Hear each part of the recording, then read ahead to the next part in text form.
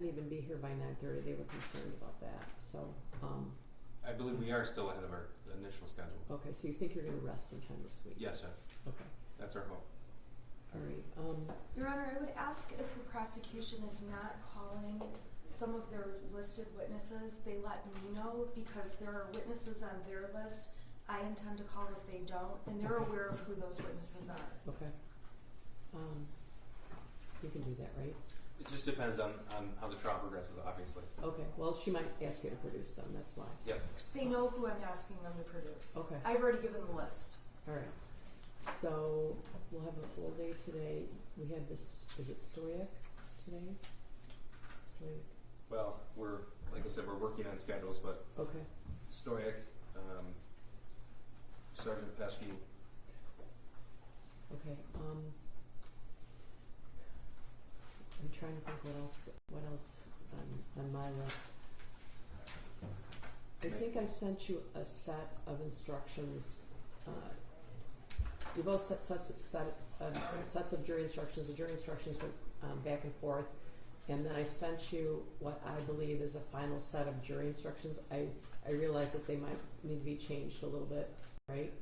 So if there's anything different or any objections to the current jury instructions, let me know as soon as possible. I don't see any at this point, but Judge will certainly keep an eye out. Okay. I don't either, but I obviously will have to revisit that after the proofs. Okay. Also, proposed exhibit 424 was the interview transcript. I referenced that yesterday. Yeah. We provided a copy to defense counsel yesterday. What we have marked now is redacted in accordance with the personal information that was redacted on the audio that we showed. Oh, I see. Okay. Your Honor, I got this last night. Okay. I still need a few minutes to review it. Okay, that's fine. Thank you. That's fine. It would just be, if the transcript's accurate, I'd be admitting it. The idea would be if there's something inaudible and you did not agree what was said. Right. I'd either have to listen to it or strike it or whatever it was. Well, So, it's not a transcript that was done by a court reporter. Right. It's a transcript that was put together by the prosecutor's office. So I just want to double check sure. to make sure that it's accurate, Sure. and also that there's not a side commentary in there that the jury should be making evaluations on. So for example, if this says who is crying, I would object to that being in the transcript. Well, that was a transcript made before that question was asked. So, just let me know when you're ready to indicate whether you object to any of that exhibit. Sure, thank you. Any other housekeeping issues right now? I don't believe so, Judge. Ms. Smith, anything? No, Your Honor, but I just have like 2 pages left, and it looks like the transcript is actually fine. I just needed to review it. Okay, sure. Let me just give me 1 second, and I think.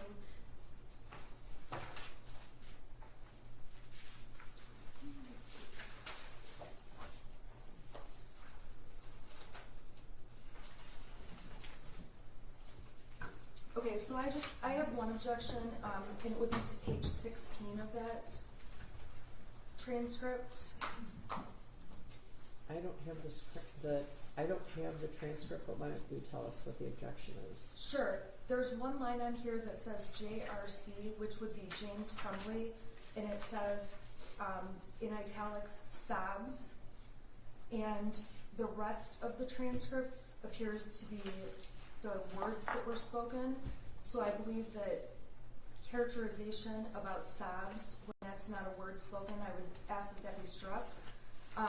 Also, at the time, my client was crying, although not sobbing quite like her husband. So I think it's misleading to note that James Crumbley is sobbing, not mention anything about Jennifer Crumbley crying or sobbing, and it's just irrelevant to this transcript. Are there any other times in the transcript when it says someone is crying or what's your response, Mr. Keith? Is that the only time? There were no other times when anybody was crying. I don't see any other references to people crying, and so that makes it even more. Does it say it says JC sobbing, right? That could be either one. No. It says JRC, so it's clear that it's Can we James can we Crumbley. strike JRC? Because Judge, you hear audio of sobbing, and they can determine who's sobbing. Right? with the transcript, Judge, it's, if the parties agree, it's admitted. If they don't, then it's not admitted. The reason why I sought to admit is because when I played it yesterday over the court's monitors, it's not as clear as when you just. Yeah, the jury's I get going to it. see it on a laptop if they want to see it again. I so. get it. I get what you did, because some of it was inaudible, right? So I don't have any objection to the transcript, but this mention about sobbing, the transcript doesn't contain other italicized portions of sobbing or crying or somebody hiccuping or anything. So this one line, I'm asking to be objected to. I'm objecting to it. okay, it is a sound on the audio, right? You can hear. Yeah. But it's a sound on the audio, but the prosecution's big argument is that James is sobbing and that Jennifer is not crying when she may not be as audible, but that should be a decision left to this jury, not to the transcript. Okay, but I guess James is audibly crying, though, right? I believe that you can hear Jennifer sniffling and crying also. She's just not a big crier like he is. Okay. All right. So what's your response? Judge, I do think it assists the jury, and if it's accurate, it can assist the jury because it is hard to hear. I believe it's inaccurate, it's misleading to say that James is sobbing and not mention that what Jennifer's doing. Well, it's a transcript of what can be heard, right? I can hear Jennifer Crumbley sniffling and sobbing. I can hear it, not sobbing. I can hear her sniffling and I recognize it to be her. So I believe that the transcript should either reflect that or not reflect either parent. Mr. Keyes, what's your response? Or the jury should decide what they hear and if they hear Mrs. Crumbley. transcript was prepared in November 2022. It was updated last night with the redactions. Sergeant O'Brien already testified to his impressions, his demeanor. He was there. If counsel wants to make that argument in closing argument, she's certainly free to do so. If the court has listened to the recording, it's in evidence. It's now the court can make the determination if the transcript is accurate, and if so, it'll be given to the jury. If not, then we won't introduce the transcript if there's no agreement. But we believe the transcript does fairly and accurately depict what the recording showed. It does, but what she's saying is there's an audio portion that shows he's sobbing but doesn't note that she's crying. That's the problem. So it's counsel's interpretation that her client was crying. Sergeant Bryan was there. He said that she wasn't. And he testified that... He said she wasn't crying? He said that he didn't recall her to be crying. Did he say that? I believe so. I don't believe he said that. I mean, we know what Jennifer Crumbley sounds like crying. She's cried throughout the trial. This court can make the determination. And if the court doesn't believe that this transcript is accurate... Isn't the jury supposed to make the determination? Again, the transcript is just to assist the jury because of the audio yesterday. Oh, yeah, I get it. I think it's helpful. So if they look at it in the jury room deliberations, they'll have the technology provided by the court on a laptop. The audio is clear. I sought to omit it just because it appeared that it was difficult to hear all of it yesterday with the court's monitors in the courtroom. Mm-hmm. But if there's no agreement, we don't even need to introduce the transcript. It was offered as an aid to the jury. Okay. So that's fine. All right. What else? I believe so. They're not going to admit it then. No, I guess not. No? Okay. Thank you. I guess you gotta determine if you want it or not. What else? I think we're just waiting for the jury and our witnesses. I'm hopeful that will go well. We'll come out as soon as they're all here. Okay. So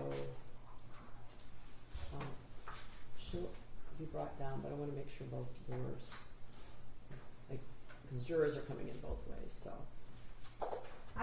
Your Honor, I have all the videos that are going to be admitted. I have not reviewed any other transcripts of videos. If the prosecution intends to use or admit any transcripts, I'm just asking if I could be provided with them so that I could look at them and if we have an issue, then I could raise it. I don't know if they intend to or not. So Unlikely. Unlikely. Okay. Thank you. All right. So we're going to let you know, but can you see if yeah, because jurors could be coming in right now. Okay, so we're going to let you know when everybody's here. Thank you. All right.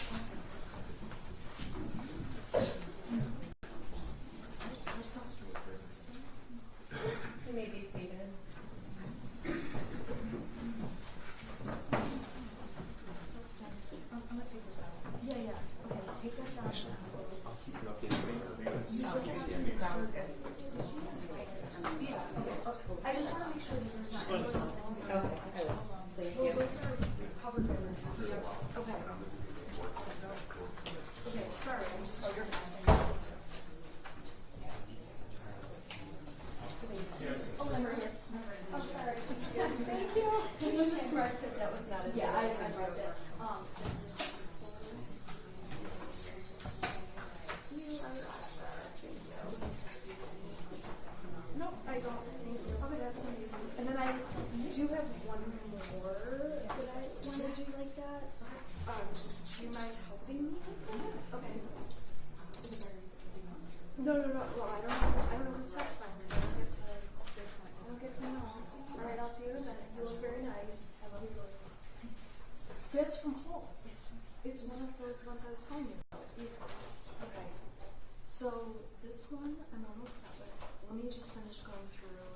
Here, you know what I'm gonna do? I'm gonna highlight and give it to you. I've gotten to 130 on this one.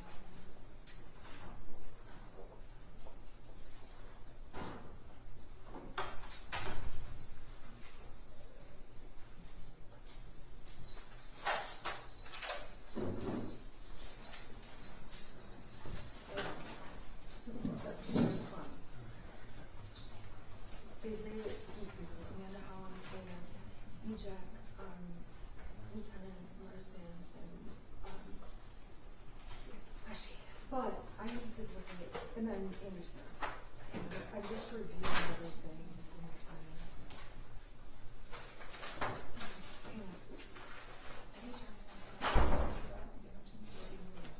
Okay, alright, I'm gonna tell Randy to do that. I don't think the ones, there are ones that are good, but like those are like the better ones. I get a lot of like awesome, like, you know, I like to bring the ones with context, you know what I mean? Yeah.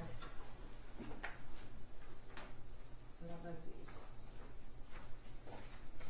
What's that? These are, I don't know. You were able to read them? Okay, do you have any questions about those? No. Okay, good. Okay, you can see what it is, so.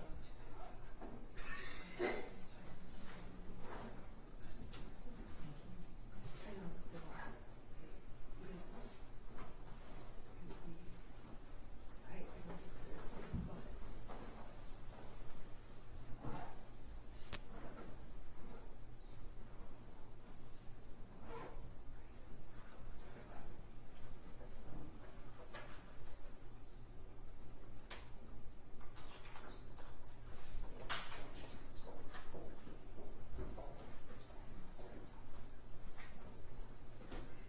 So at the end of the day,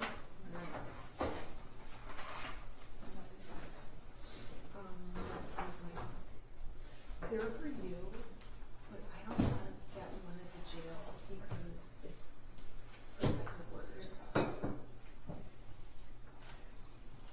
Do you want? Do you want these or? No, there is this.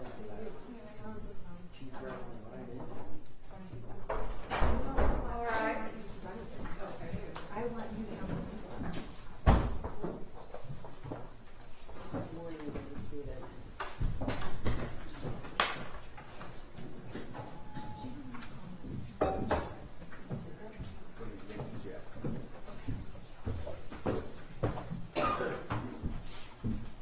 They're all here, so. Judge, your witness is pulling in the conference now. This supposed to be here at 8:30? Yes. Came from out of town.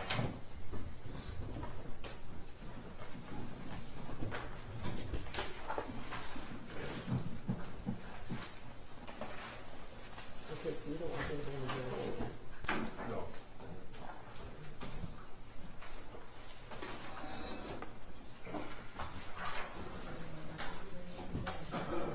No, you guys don't need to go on record yet, then, right? We'll just wait for this. I'm gonna ask the jury if half an hour is enough for lunch, okay? Because it gets delivered right there, so I don't know why not. So.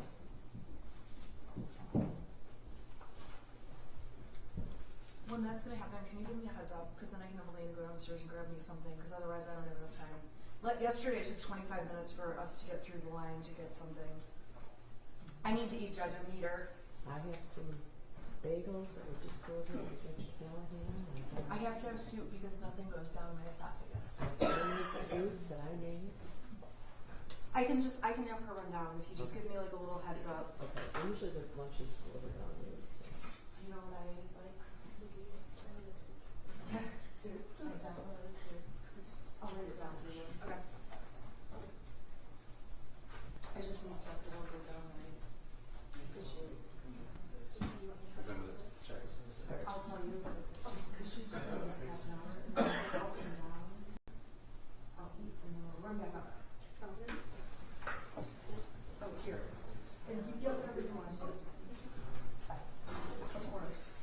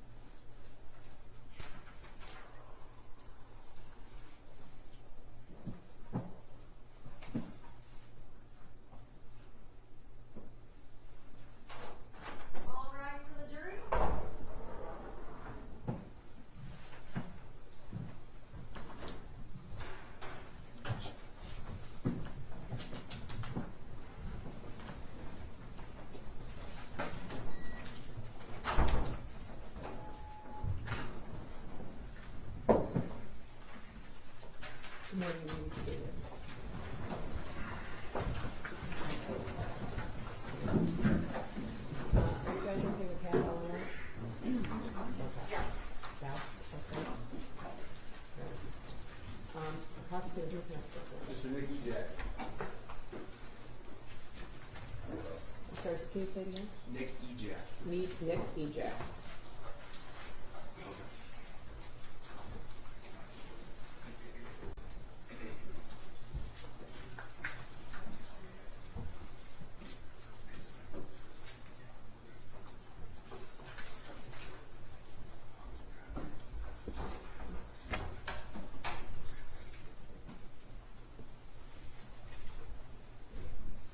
Good morning.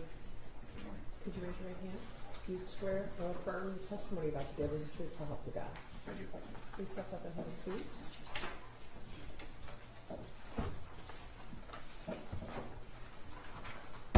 And then can you state your name for the record and spell your first and last name? Sure. Nicholas Ejak, first name Nicholas, last name Ejak, Ejak. God bless you. Thank you. Sir, I want to direct your attention to the fall of 2021. Where were you working at that time? Oxford High School. Okay, and what were you doing there? I was the dean of students. How long had you been employed at that time with the Oxford School District?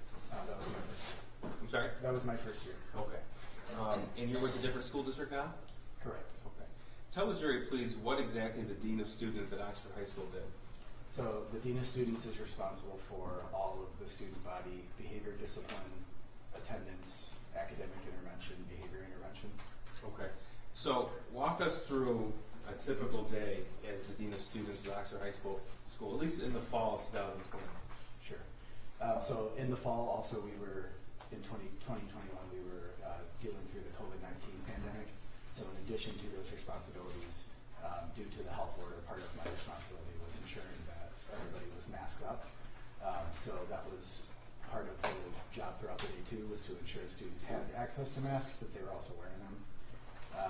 Students being referred throughout the day from teachers based on behavior they're seeing in class, students coming down to report stuff going on in the building, conflicts they're having, conflicts they're hearing about, attendance issues where kids aren't coming to school or they're showing up late frequently to class. At the time we didn't have an attendance policy coming out of COVID, so it's also part of my responsibility was to put together policy that would work for the school. Okay. So yesterday we heard from Sean Hopkins, who was a school counselor, and he said that there were 4 counselors. How many Dean of Students were there? 1. Okay. So will the responsibilities of a school counselor differ from the responsibilities of the Dean of Students? Yes, that's correct. How so? So counseling, they oversee, to my understanding, they oversee college and career planning, class scheduling, mental health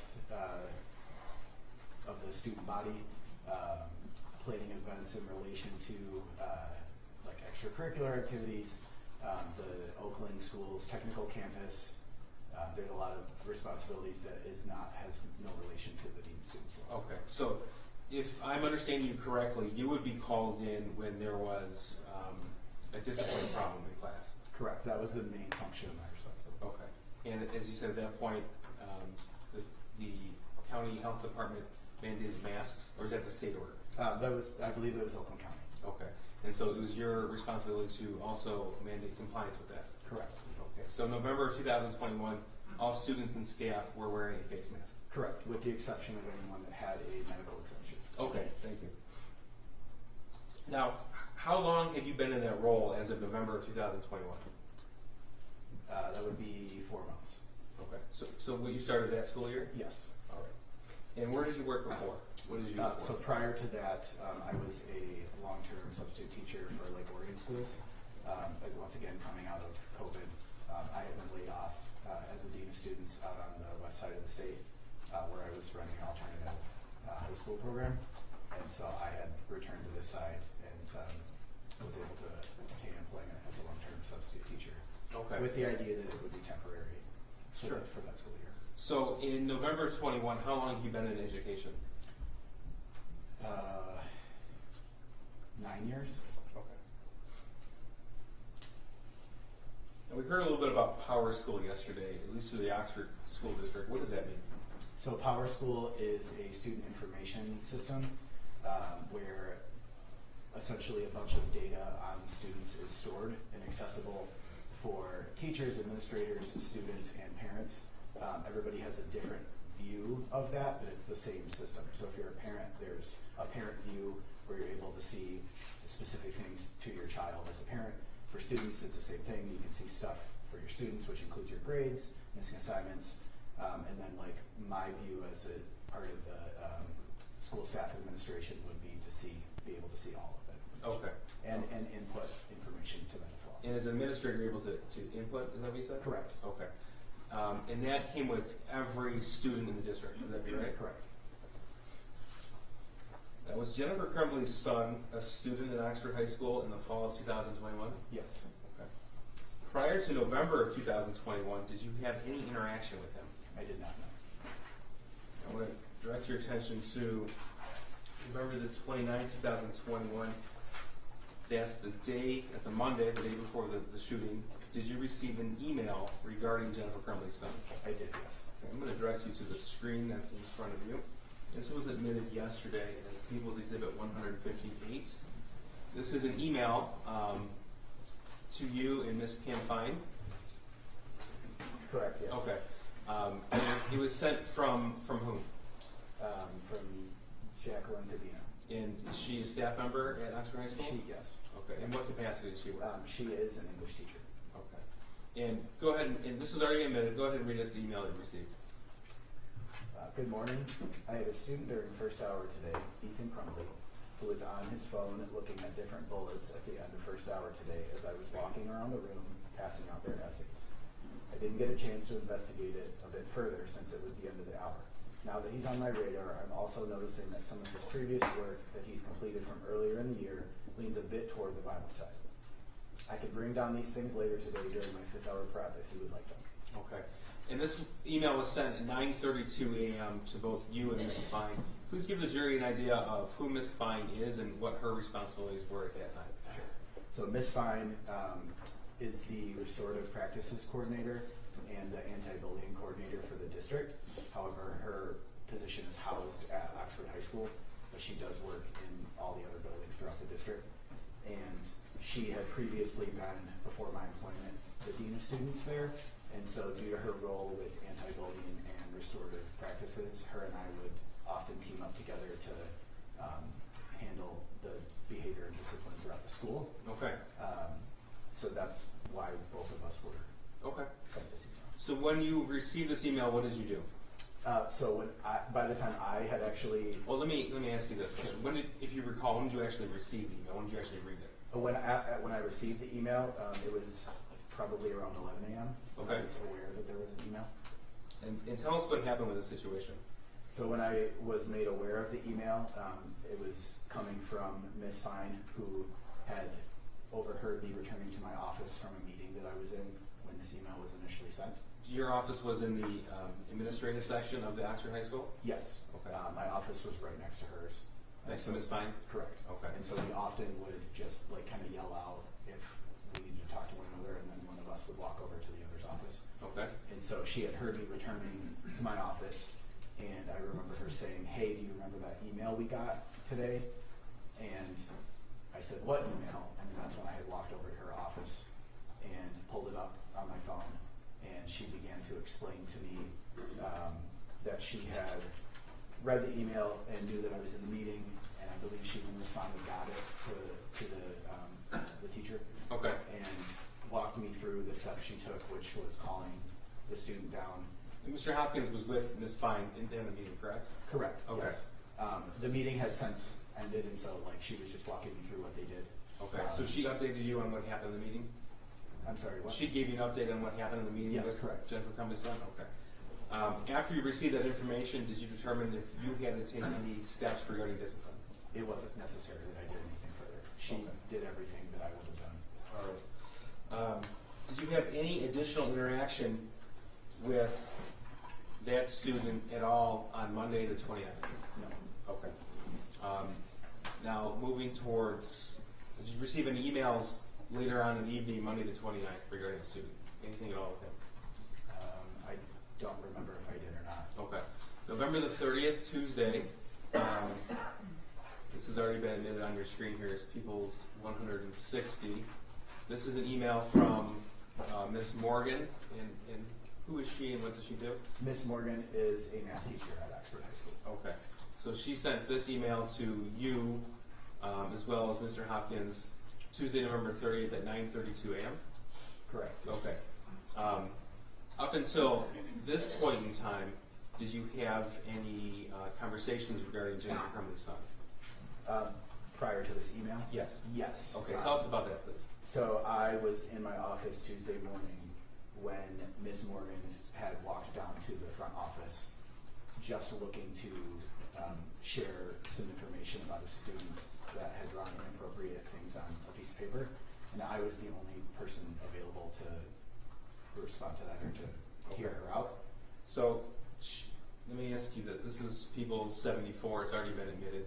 You said a piece of paper. Is this what you're referring to? That is correct. Okay. So prior to the email at 9:32 a.m., Miss Morgan showed you this, which has been admitted as People 74? She showed me an image of that on her cell phone. On her cell phone. Okay. Yes. Do you recall about what time that happened? I don't know. Okay.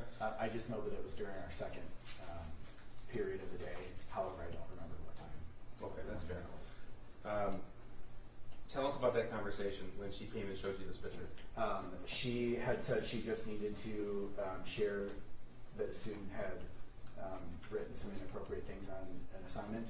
And so I told her, I kind of waved her into my office since everybody else was occupied. And she had turned her phone around and showed it to me.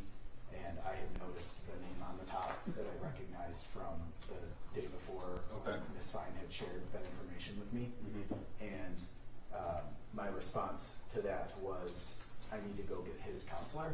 And her response was, I need to get back to class. Okay. So that was in the second hour, you think? Correct. Okay, so obviously it was before the email sent at 9:30? Yes. All right. Now, what was your initial response in seeing this, Exhibit 74? That I needed to alert his counselor. And why is that? Because it seemed like he might need somebody to talk to, or we might need to figure out how we could get him some additional help. Okay. Now, when you first looked at this drawing, what's the first thing that jumped out at you? The statements. Which one in blood, particular? blood everywhere is what I noticed first. The world is dead. My life is useless. Those were the things that stood out to me. Okay. So when you were shown this, were you thinking of a lens through discipline or through his counselor? Counseling, 100%. Why do you say 100%? Because I don't notice anything on there that would rise to the level that there would be any type of student discipline. Okay. So what happened next, please? So she left Miss Morgan left my office, and I left my office. She returned to her classroom, and I walked down to the counseling area to alert Mr. Hopkins. Okay. And did you show this drawing to Mr. Hopkins? I did not. Okay. When you say you alerted him, what do you mean? So when I arrived to the threshold of the doorway in his office, before I even said a word, he said to me, "Ethan Crumbley," and my response was, "Yeah, how did you know?" And so he had shared that he had received an email that morning from another teacher regarding Ethan Crumbley, and his understanding was that's why I was there, and that's when I had shared with him that I had received a drawing from Miss Morgan with those statements on it. Okay, this drawing right here, Exhibit 74? That is correct. Okay. Now tell us what happened next, please. His response, Mr. Hopkins' response to that was, "I'll go get him from class right now." And he stood up from his chair and walked down to the math class and grabbed Ethan. Okay, did you go with him or did you stay? I remained in his office. Okay. And did Mr. Hopkins bring him back to his own office? Yes, he did. Okay, and what did you do? I sat in there and mostly listened to the conversation. Okay, let me stop right there. Sure. So, just so we're clear in the chronology, Mr. Hopkins retrieved the defendant's son from class, brought him back to his office where you were waiting? Correct. Okay. And then was a conversation ensued between Mr. Hopkins and the defendant's son? Yes. Okay. Now, he testified yesterday, so without telling us what words were actually said by each other, tell us what you did and why. I just sat there and listened for one, to be an additional adult for support. I feel it's important in my job to know that there's more than one adult in the building that cares about the students. And so it was important to me that I was there for support, but also there in case there was a reason that there was behavior that rose to the level for discipline. Okay. And during that initial conversation, did your opinion ever change to look at this as a counseling lens or a discipline lens? No, it did not change. Was a decision made to call that student's parents? Yes. Okay. And who made the decision? Sean had made that decision. Okay. And were you there when he made that phone call? I was, yes. And we have evidence to suggest it was at 9:24 and 9:27 a.m. when phone calls were made. Does that sound right to you? Yes. Were you in the office when the calls were made? I was, yes. Okay. Were you in the office when a portion of the phone call was on speakerphone? I was, yes. Tell us what you recall from that conversation. So I recall Mr. Hopkins putting the phone on speaker so that the conversation could be had collectively. And so Sean Hopkins had introduced myself and said we were there with Ethan. And during that conversation, he had forwarded the email that we got of this assignment to his mother. Is that the defendant, Jennifer Crumbley? That is, yes, correct. Okay. So that she could see it in real time while we were having the conversation. Okay. Did the defendant make any statements regarding that? I believe she said, "What were you thinking? Why did you do this?" Okay. And that was while on the speakerphone where her son would be able to hear it? Yes. Okay. Were you there when, well, at some point the defendant and her husband arrived at the school? Correct. Okay. So in the time period that elapsed from that phone call to the time period when the defendant and her husband arrived at the school, what did you do? So once the conversation had ended, we had already changed class periods, and it was now our third hour of the day. And so his backpack was still remaining in the math class, and so it's a common protocol that our security or a hall monitor or someone will go retrieve the student's belongings if they're still waiting on a parent meeting or still having a conversation. That way it's not left when other students arrive. Okay, so what did you do? So I left Mr. Hopkins' office and walked down to Miss Morgan's classroom to retrieve his backpack. Okay, and did you give it to him? Yes, I did. Okay. At that point in time, with the COVID protocols in place for students using lockers? Not at all. Okay, so every student had a backpack with them at all times? Every student had a backpack. Okay. Now, what was your expectation of what was to occur at the meeting with James and Jennifer Crumbley at the school? So my understanding is that we were going to discuss what would be best to move forward next for getting him some additional help, and that would be happening that afternoon. Okay. As in happening that afternoon, what does that mean? That he would be leaving from the parent meeting with his parents. Okay.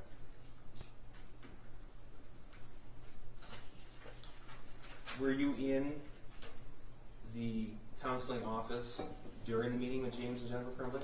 For most of it, yes. Okay. And who led the meeting primarily? Mr. Hopkins did. Okay. Tell us a little bit about how that meeting progressed. So when I arrived, Mr. and Mrs. Crumbley were already in his office, and they had already began talking about the events that led to the parent meeting, and the edited drawing. And you said, so this is exhibit 123, so is this what you're referring to as the edited drawing? That is correct, yes. Okay. That was on the table because Mr. Hopkins had retrieved that from the teacher when he went to get Ethan from class. Okay. So that was on the table, and for them to view, although, like I mentioned before, Sean had emailed a copy of the original document to Mrs. Crumbley. And so they were kind of discussing what was next, and she had a pamphlet or a packet of resources that the district provides. So who gave her that? Sean, Mr. Hopkins. Okay. And we say resources, what do you mean by that? Different counseling resources available in the area, and it's like a standard packet that the school district would have on hand to provide to anybody that needed it. Okay. Have you been involved in meetings where that sort of information has been provided to parents in the past? Yes. And you said it's a standard list of information? Or It's just a resources? general list, yeah, Okay. of stuff in the surrounding local area. Does that include facilities or organizations that allow same-day counseling appointments? That I'm not sure of. Okay. Are you familiar with Common Ground? I am familiar with counseling. And what is that organization? So that is, they offer a couple different things. So they offer mental health resources. You can call a hotline to speak to somebody. You can even go there for like day of intake screening assessments. And that is the organization that in previous districts I worked in that a lot of students that have been seen for mental health had went to. Okay. Day of. And they're here in Oakland County. Correct, yes. All right.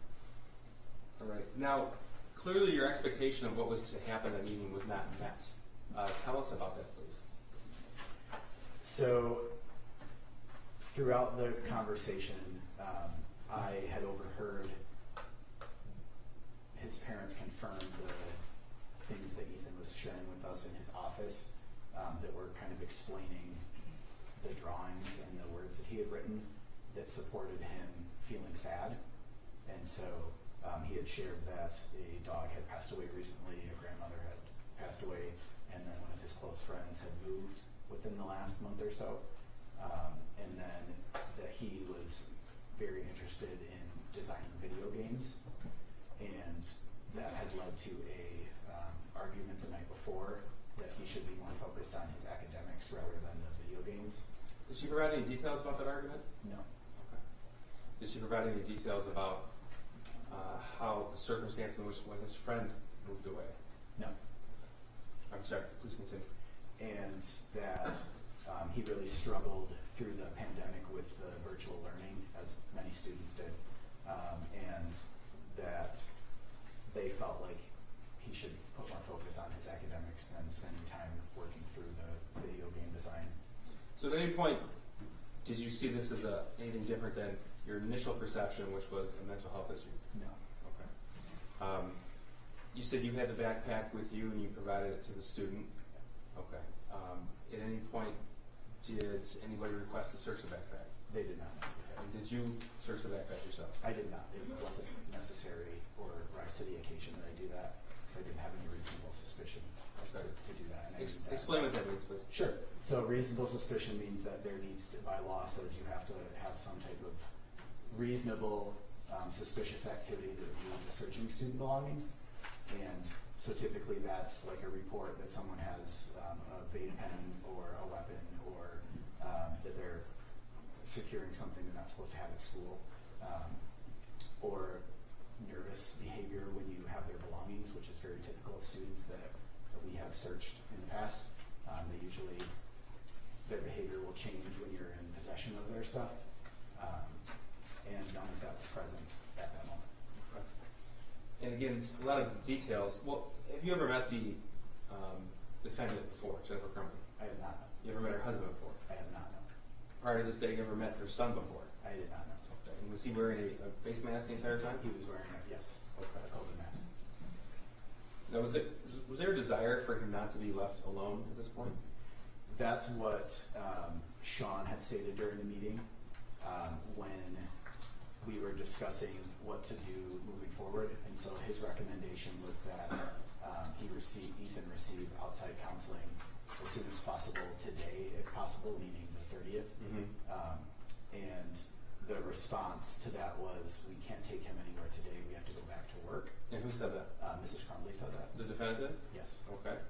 What was your reaction to that? It seemed a little odd based on my experiences in previous similar parent meetings when students are being seen for mental health. Tell us about that. Could you rephrase that? Tell us about So it. why did it seem odd to you? Because typically... Your Honor, objection is to relevance, what he's experienced with other parents. Just it's similar to Mr. Hopkins' testimony yesterday. You can lay a foundation that he's been in these meetings before. Go ahead. Okay. So, sir, you've had the opportunity to be in these type of parent meetings before with mental health issues? Yes. Okay. And could you put a number for the jury and how many you've been a part of? Between 5 and 10 of them Okay. across the time of my education. Okay. So calling in a parent for an immediate meeting, that's not a regular thing that occurs, correct? It is not. Okay. So that's something that has to cause the school administration to do that. Correct, yes. Okay. Now, you testified earlier that it was your expectation that the defendant or her husband would take the defendant's son home, correct? Correct, yes. Okay. And this did not meet your expectation, but you found it to be odd. So, comparing what happened November the 30th with everything in your prior experience, tell us why you felt that to be odd. Typically, when it's recommended, the parents take their children to seek out medical assistance immediately. they follow the direction of the mental health professional, and that's been my experience every time. In this case, that would have been Sean Hopkins. That is correct, yes. Now, what was your impression of how that meeting ended on the 30th? It sort of seemed like it ended abruptly. It was a very short meeting. I want to say it was somewhere near 10 minutes long. Okay. And once it was determined that they were not going to take him home, it was stated that he would end up having to walk home if he was going home and then be home by himself. And Who said that? Ethan had said that. Okay. In front of his parents? Yes. Did either Jennifer or James dispute that? No, they didn't. Okay. Please continue.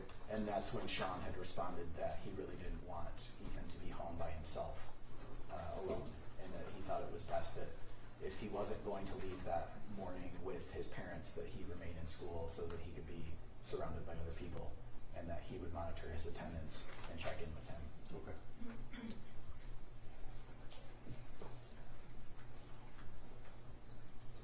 I have nothing further. Cross? Thank you, Your Honor. Good afternoon. In terms of your experience, I understand prior to becoming the assistant dean, you were a long-term substitute over in Lake Orion. That is correct, yes. And you have a degree in what? I have a master's degree in education and human development, and a bachelor's degree in sociology. And did you ever have any training specific to disciplining students or discipline issues? Yes, on-the-job training. When you say you had on-the-job training, where was that? So my job previous to being a long-term substitute teacher, I was the dean of students for an alternative program in charge of behavior and discipline. And then I spent 3 years for Brandon School District as an intervention specialist. And so I specifically dealt with student behavior. In the trainings you did, were you taught signs of things to look for in students that would have discipline issues? Yes, I was. I believe you mentioned that one of those signs that you would know to look for in terms of thinking about what, if you need to search their backpack, would be whether they seem nervous when you're holding their materials, correct? Yes. Now, in this case, there was a time where you walked down to the classroom and retrieved Mrs. Crumbley's son's backpack. Yes. And you carried that backpack to the office where you were meeting with Mr. Hopkins and Mr. Crumbley's son, Mrs. Crumbley's son. Yes. When you carried that backpack back to Mrs. Crumbley's son, he did not appear to be nervous at all that you were holding his backpack. He didn't appear to even care that I was holding his backpack. And so based on him not caring or showing signs of nervousness, you had no concern there was anything in that bag. I had no reasonable suspicion to search his belongings, no. You did make the observation that that bag felt unusually heavy. That is not correct. Did you ever make the observation about how heavy the bag seemed? I made a joke to Miss Morgan at how easily she picked it up and then handed it to me and my arm dropped. And so it was more of a joke of how strong she was compared to handing it off to me. I see. So you had training through your employment with the Brandon School District.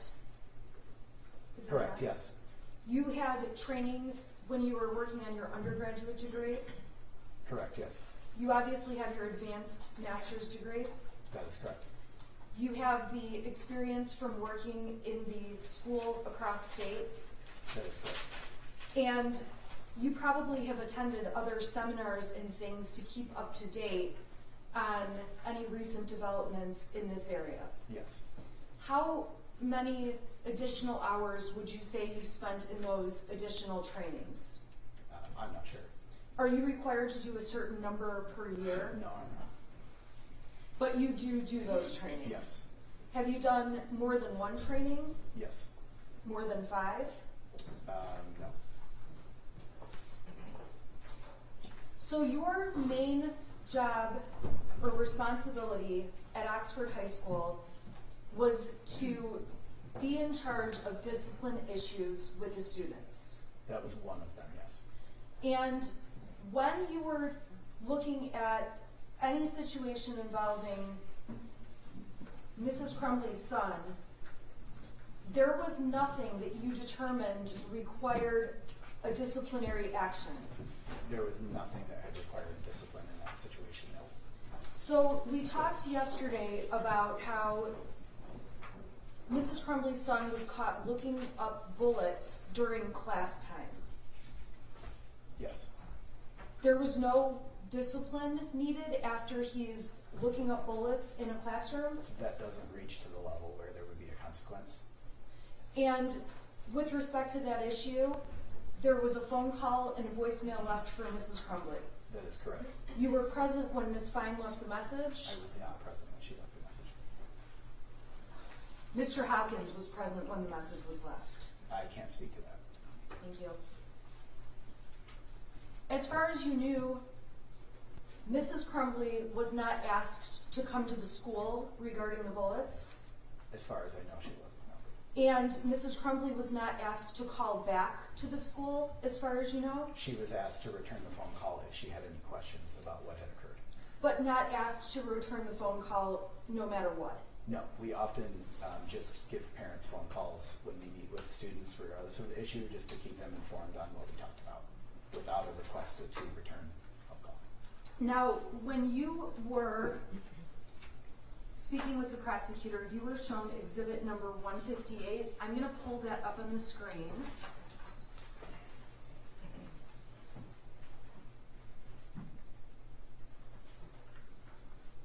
Okay, so I've got 158 up there. And this is an email chain that went between Miss Kubina and yourself. Is that correct? I'm sorry, I'll back up. I can see that this went between Miss Kubina and Sean Hopkins. Were you made aware of the contents within this email that's in Exhibit 158?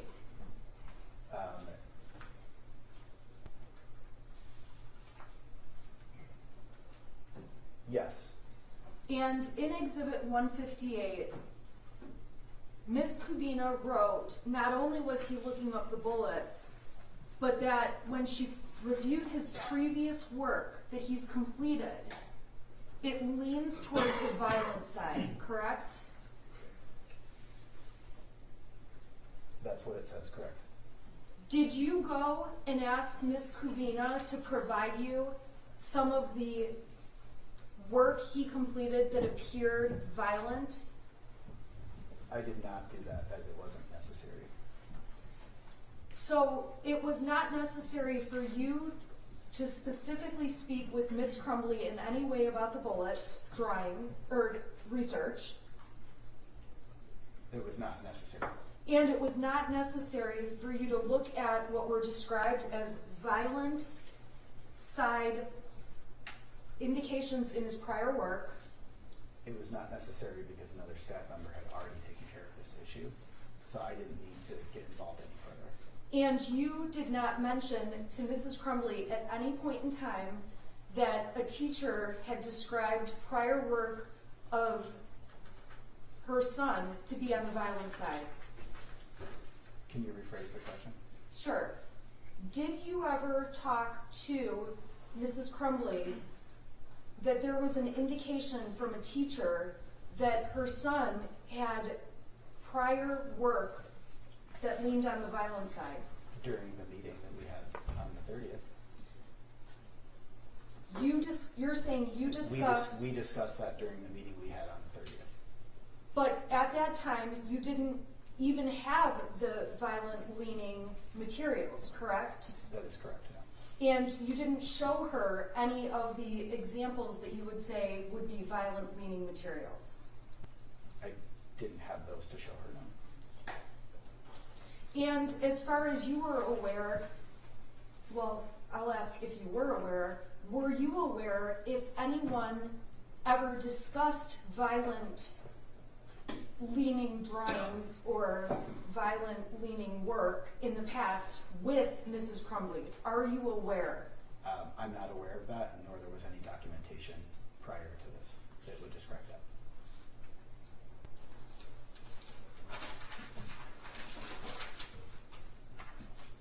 Now, on November 30th, we know that you were told inappropriate things were being drawn on the math paper. Or I'm sorry, you testified that inappropriate things were drawn on the math paper, correct? That is correct.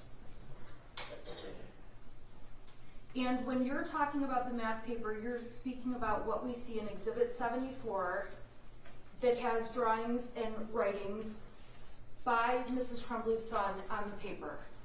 That is correct. You're aware that Mrs. Crumbley's son was drawing these things and writing these words during class time when he was supposed to be working on this review, correct? Yep. And that did not create a discipline issue to you? When he's seen for mental health, that supersedes any type of minor violation that this would potentially rise to, but this doesn't violate any of the code of our conduct. So there wouldn't be discipline, and as I mentioned, because of the fact that he was being seen by his counselor for mental health, that's what takes precedence in the situation. That was explained to Mrs. Crumbley. This is not a discipline issue. Your son is not in trouble for this drawing, correct? Yes. And you explained to Mrs. Crumbley, we're concerned about mental health, not disciplining him for this drawing. Yes. And during that meeting, it was a conclusion by you that this was not, you and Mr. Hopkins together, that this was not a discipline issue, but a mental health issue. So I was there for discipline and behavior, so that question was posed to me to make that call as part of my job. And what was the call you made? The call that I made was that there's no discipline warranted, that I'm more concerned that he gets the help that he needs. During that meeting, were you aware that another teacher had reported Mrs. Crumbley's son was looking at a violent video in class? Yes, that is why Sean thought that I had come to his office that morning. So he had shared that he had gotten an email from the other teacher. Did you ask to see the violent video that Mrs. Crumbley's son had been watching while he was in class? I did not ask to see that, as it wasn't necessary. You found it to not be necessary to take a look at the video that he had been watching? No. You didn't even ask Mrs. Crumbley's son, hey, can I see it? Take a look at that video. Well, since it was described as not like a live event, and due to the fact that most teenagers are watching violent movies, video games, pre-recorded on YouTube, it doesn't rise to the occasion where you would be concerned. And it also didn't rise to the occasion that you felt he should be disciplined for watching a video during class time. That also wouldn't rise to the occasion of a violation of our code of conduct. That would be more of a teacher-managed behavior. You would never be suspended for that, or that wouldn't rise to that occasion. I went to school in a different day and age where you had to do school during school.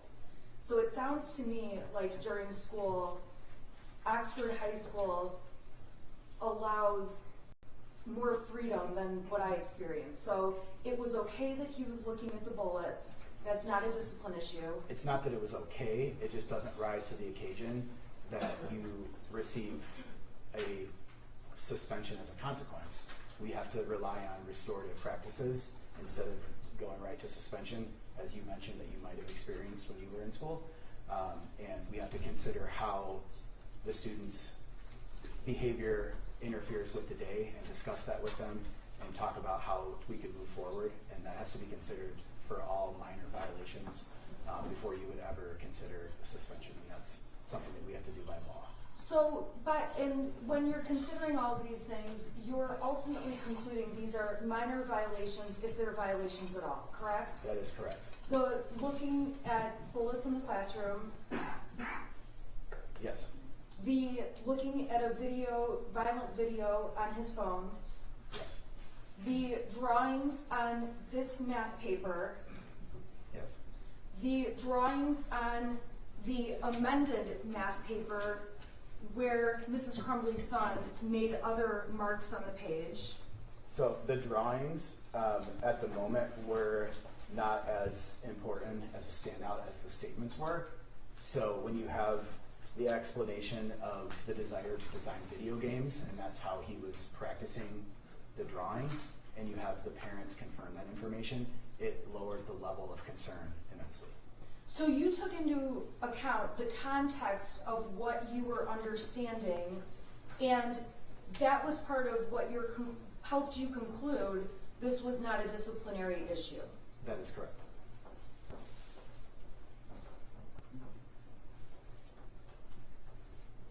Now, in terms of any disciplinary issues with Mrs. Crumbley's son prior, would those show up on Power Schools? They would, yes.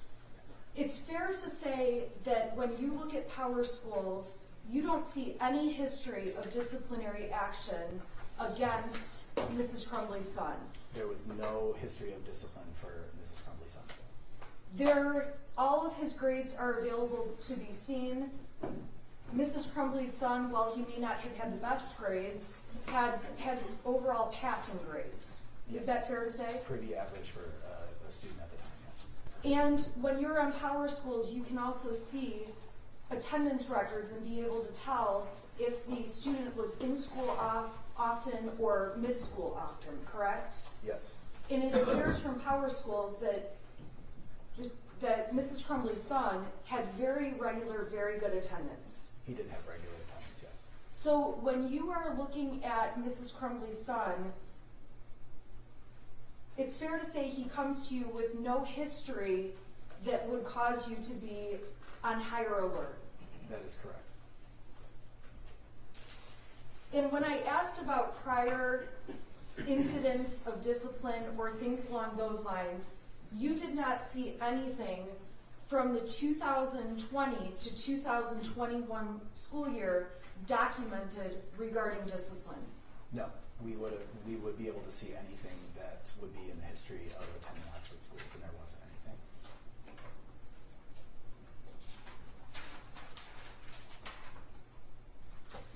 When you heard the phone call to Mrs. Crumbley where she was asked, or it was suggested that a parent come to the school, her immediate reaction, you wanted to see her immediate reaction to seeing the paper from math class, correct? Can you rephrase that question, please? Sure, and I apologize. You testified that you wanted her immediate reaction when she saw the math paper you were dealing with, correct? I wasn't looking for her immediate reaction. It was more, we're going to send you this that he just drew so you have it in front of you. But you did end up getting her immediate reaction because Yes. she was on the phone at the time? Yes. On speakerphone. Yes. And you testified that her first reaction was to ask her son, what were you thinking? Why did you do this? Yes.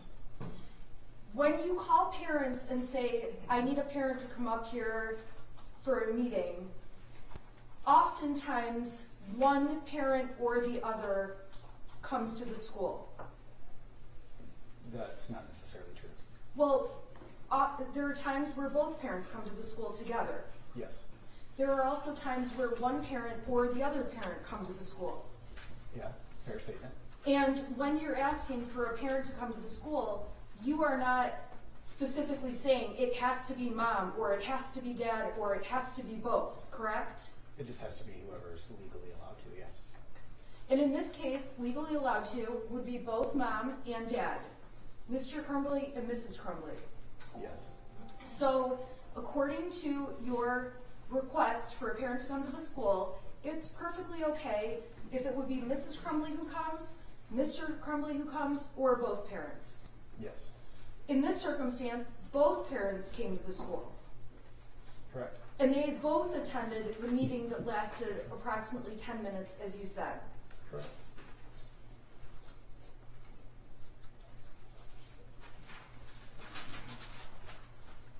Now, this was the first time that you ever had the Crumbley parents come to the school regarding their son, correct?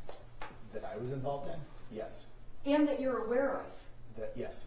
You would have seen on Power Schools if Mrs. Crumbley had been up at the school many times the year before, or the year before that, or the year before that, correct?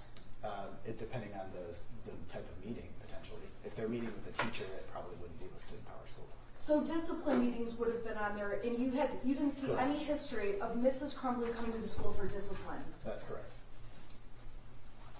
So she was a person that when she arrived, you did not know from prior occasions with, you had not had many communications or any communications with Mrs. Crumbley where you would know who she is or how she is. That's correct. During the meeting, Mr. Hopkins, supplied Mr. Crumbley and Mrs. Crumbley with the sheet of resources, including many therapists listed. That's correct. And on that sheet, there's also Common Ground is listed in some other mental health facilities. I can't speak to what's included on the list. During that meeting, you indicated to Mr. and Mrs. Crumbley that you wanted them to get counseling for their son. I did not indicate that, no. Mr. Hopkins did. Yes, But you agreed with that. I do. And when that happened, there was not any specific direction, you need to go to Common Ground. No, the direction was as soon as possible, that day if possible. As soon as possible, that day is possible, if possible, but it's okay if it was going to end up being on a different day. I can't speak to that. I can speak to the statement that was made that Mr. Hopkins would be following up within 48 hours to ensure that they had made arrangements for that, which means they had 48 hours to secure some type of counseling. And by secure some type of counseling, you mean scheduling an appointment, making steps to get mental health counseling, correct? Correct, after they said they were not going to be taking their son out that day. Now, during the meeting, as the Dean of Students, you're aware that there are some circumstances where children or students at Oxford High are not permitted to stay at school, correct? There are situations where students wouldn't be permitted to stay at school, yes.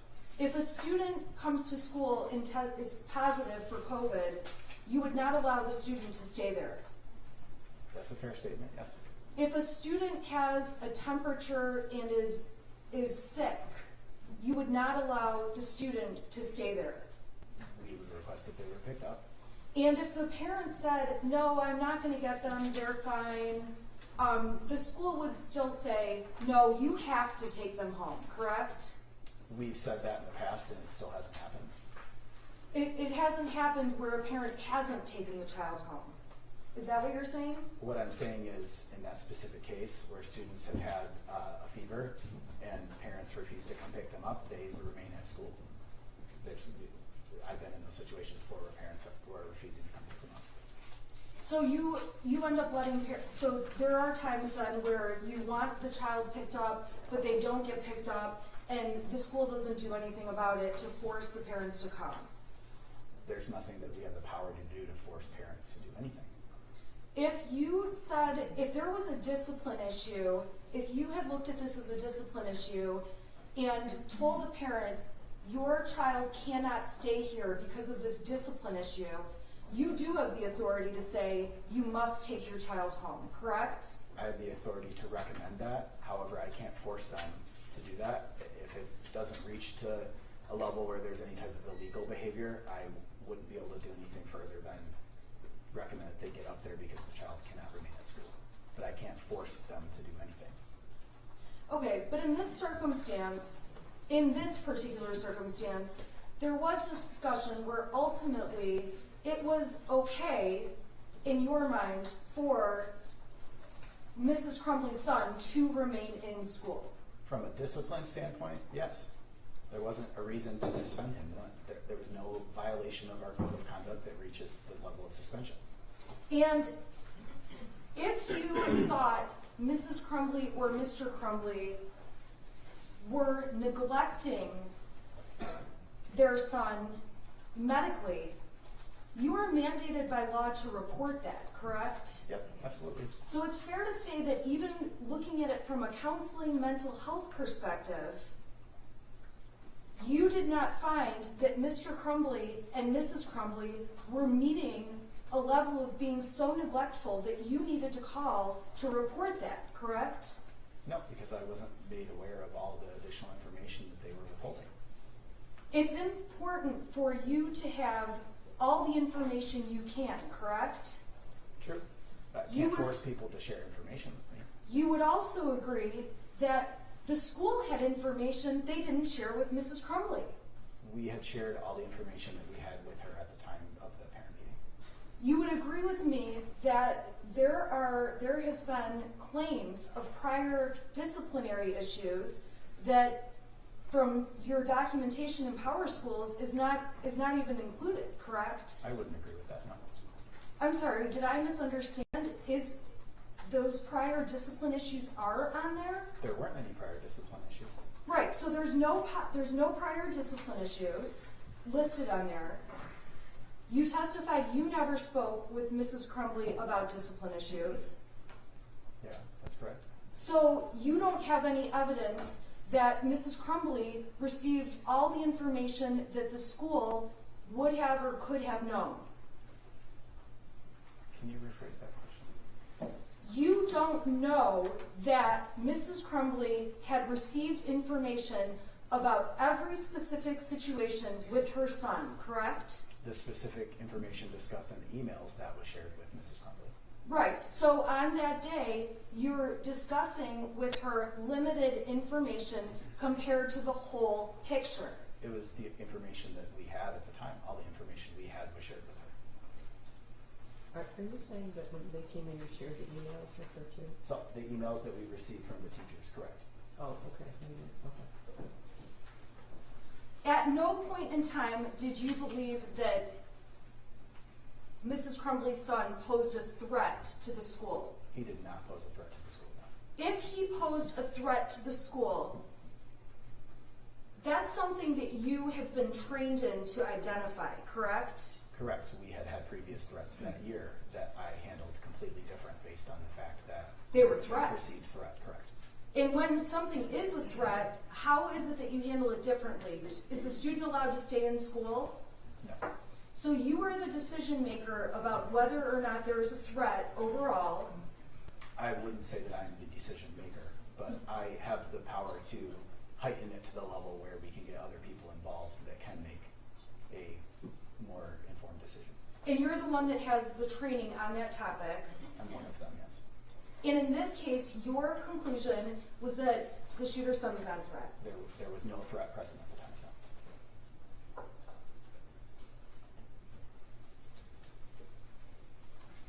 You also took into account that what Mrs. Crumbley's son said made it sound like there were issues of sadness versus anything threatening, correct? Correct, which is very typical of most teenagers. Very typical. Very typical of most teenagers, especially at that time with COVID, to feel sad. It was not unusual to hear that throughout the day.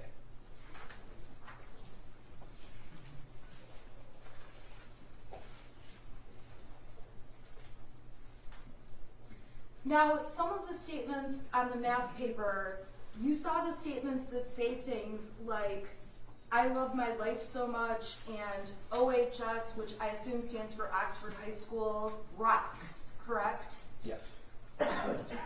Those kind of statements also, would you agree those are mixed signal kind of statements? No, I would say it looks like you have a teenager who is trying to not get in trouble, knowing that the Dean of Students is involved most of the time. When I'm involved in student meetings, the kids always think they're in trouble, which is not necessarily always the case. So I looked at that as he was trying to get himself out of being in trouble. Thinking he was going to be in trouble from this meeting we were holding. And that was something that's not unusual for you to see. That's not unusual, no. That doesn't mean there's a threat to you. That doesn't mean there's a threat, no. In terms of Oxford and the area community, you're familiar with the fact that students at the school, there are many who are interested in hunting, guns, target practice, that kind of thing, correct? Yes, during hunting season, it's kind of like a reminder that sort of gets put out for students that go hunting in the mornings before the late start Wednesdays to remember to not come to school in their gear and or have weapons in their vehicles from that morning. And like we've also had students that pose with guns for their homecoming pictures as well. So it's very common in the Oxford community. Okay, so it's so common that there are students, they pose for homecoming There have pictures. been students that'll pose with guns in their homecoming photos. When you're talking about homecoming photos, you're talking about like the dance. They're doing stuff at home and taking photos, correct? So they're dressed up in their, little party dresses, and they're holding guns in the photographs before they go to the dance? Yes.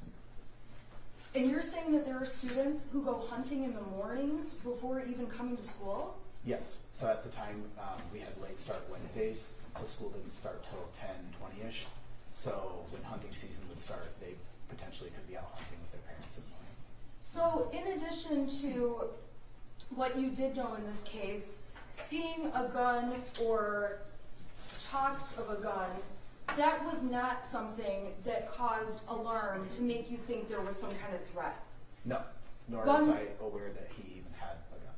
Guns at that school are very common then. It sounds like it's a common topic if they're in pictures of homecoming dresses and things like that. I would say across many schools, it wouldn't be uncommon to see guns drawn on assignments or papers. Oftentimes, there are certain books or part of the curriculum, and students end up drawing guns to represent stuff in the stories. Now, my understanding is that you guys recommended immediate care. I'm sorry, I'm going to strike that. I was going into a question I've already asked you.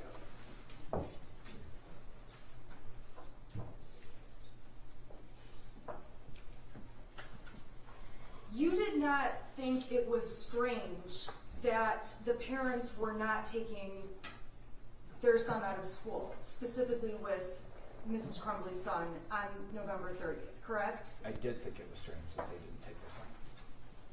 You've testified before in civil cases regarding what happened at Oxford High School, correct? I have, yes. And specifically on September 14th of 2022, you testified in a deposition, correct? That sounds about right, yes. And when you testify in a deposition, it's not like a courtroom like this, right? No, it's not. But you still have to swear to tell the truth and take an oath before you testify. Correct. On that day, you were specifically asked, so them not taking Ethan home that day, you did not find that to be strange and out of the ordinary. Your answer was no. There would have been no reason for him to go home. That was in regards to student discipline. So the context, I believe, is important there. That's in regard to student discipline. Correct. But that was the question you were asked that day and the answer you gave. In regards to being disciplined or suspended, correct? And in terms of a mental health consideration, it was not something that arose to the level, whereas a mandatory reporter, you would have to report the Crumbleys for being neglectful. We've already established that, correct? Yes.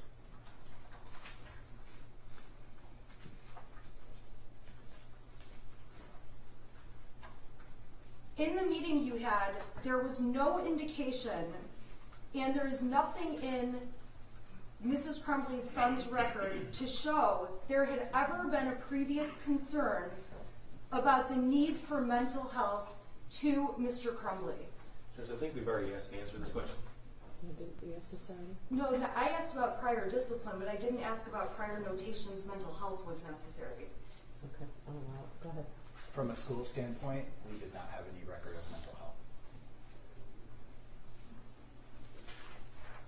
Now, when you testified previously, you testified that Mrs. Crumbley seemed receptive and willing to get mental health treatment for her son. That was my understanding at the end of that meeting, yes. Although maybe not that day, it was your understanding she was on board and was going to make an appointment or do something within 48 hours. That was my understanding and hope.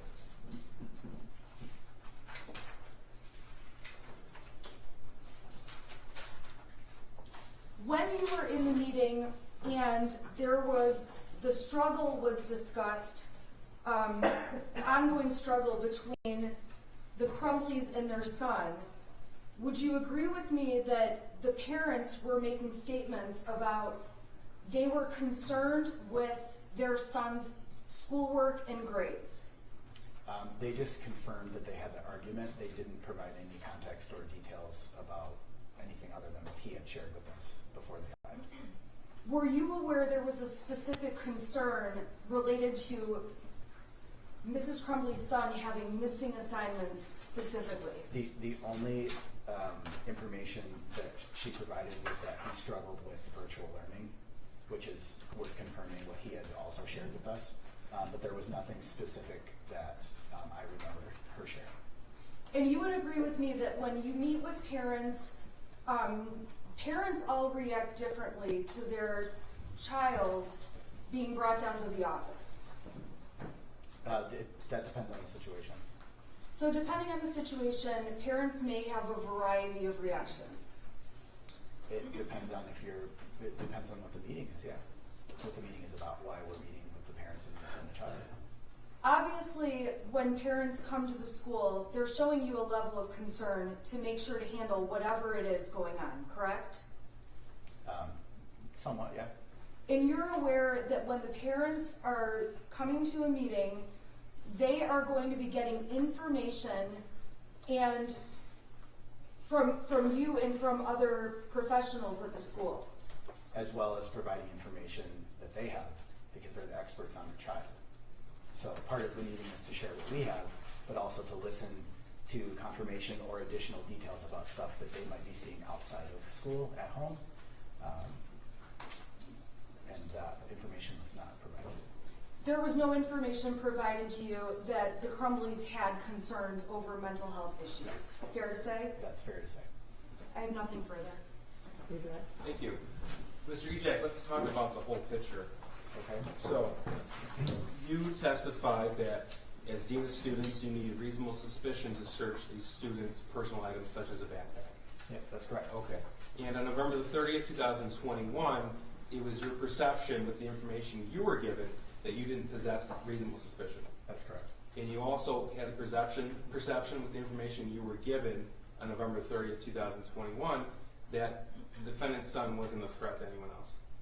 That's correct. Okay. So, you had told us that Jennifer Crumbley just confirmed some items that her son had told you prior to her arrival. Yes. Did she ever tell you that in March of 2021 and April of 2021 that her son was hallucinating, or at least expressing that he was hallucinating? No, she did not. Okay. Did she ever tell you in April of 2021 that she had told her friend that she thought her son was depressed? No, she did not. Did she ever tell you that as early as June of 2021, she had indicated that he had obtained his own firearm? No, she did not. Okay, now one of the reasons you told us about reasonable suspicion, you said if you believe a student has a weapon or access to a weapon. Is that important to you as Dean of Students? Absolutely, yes. Okay. If you had information that a student had access to a firearm in conjunction with that photograph that you saw in Exhibit 74, what would that indicate to you? That would indicate that I need to heighten it to the next level and involve our school resource officer as well as the other administration. Okay. And did Jennifer Crumbley ever tell you that she had given her son a 6-hour 9mm handgun just 4 days before this drawing was created? She did not know. Would that have been important to you? Absolutely, yes. Would that have helped complete the full picture? It would have, and it would have completely changed the process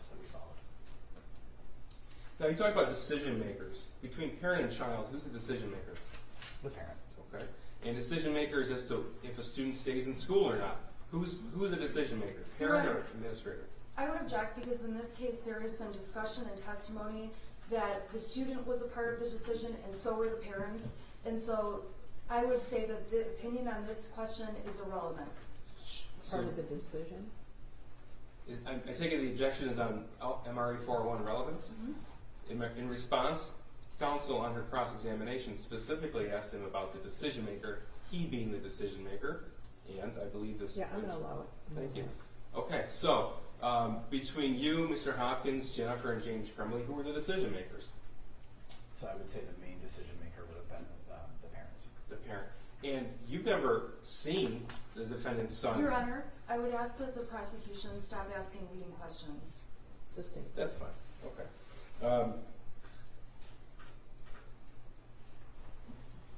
If you were given the full picture, what would have taken for you to heighten that to reasonable suspicion to search a backpack? Any type of indicator that the student was going to be a threat to anybody, including himself, that would have heightened it to the next level. And when you have indicator that there was access to a firearm, or that he had made comments about wanting to hurt anybody, any statements written on there with names, or I'm going to do this, I'm going to, those would have all been things that would have changed the process that we followed. And when you have a meeting with a parent and a student, do you rely upon the parent to provide information? Absolutely. As an expert of their child, heavily rely on the parent for information. Thank you. Your Honor, may I ask one question Sure. on redirect? You also, so you're from a community where guns are popular, you testified about that. You also didn't ask if the Crumbleys had a gun, correct? I did not ask that, no. You're aware many of the families in Oxford have guns, but you did not ask them specifically if they had one, and they didn't tell you. I didn't ask that question. Thank you. Anything? No, Judge. Thank you. You can step down in your excuse. Who's the next one? Andy Smith. He's in the hallway out there.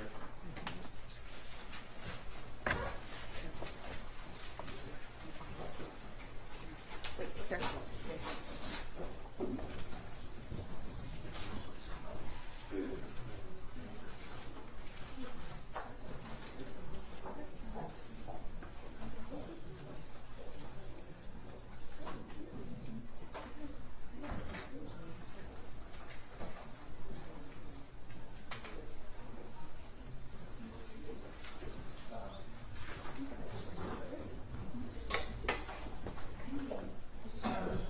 Good morning.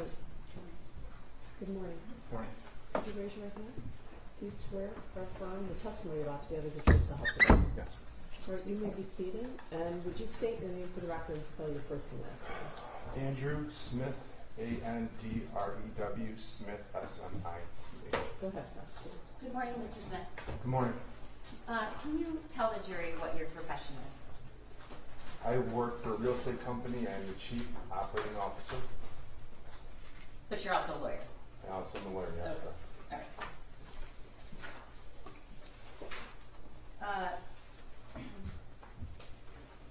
So you're not technically practicing law, is that fair to say? Or Not normally. From time to time I will, but that's not my primary responsibility. okay, what are your primary responsibilities?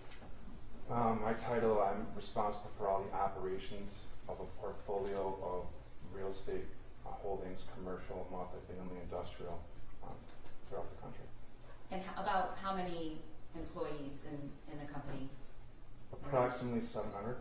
Okay, so you're the COO of a real estate management company that has 700 employees. Did I get that right? That's correct. Okay. Do you know Jennifer Crumbley? I do. How do you know her? She worked for our company. She was the marketing director at my company. Do you know what the time frame that was? I believe she had been a marketing director for approximately a year, a little longer. Before that, she was on the marketing team in a different capacity. I'm not really sure when she hired in, but it was approximately 5 years, give or take, I think. Okay. Do you see her in the courtroom today? I do. Can you tell the judge something she's wearing?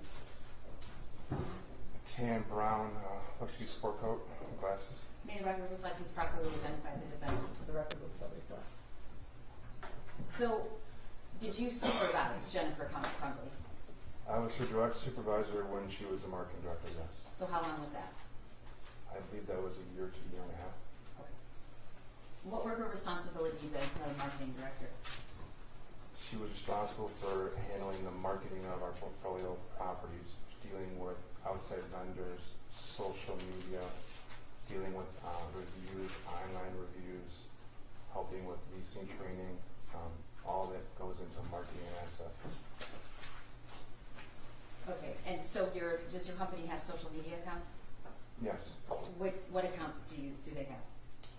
In general, you don't have to In say general, that. I know they have Facebook accounts for properties, and they have, I believe, Instagram as well.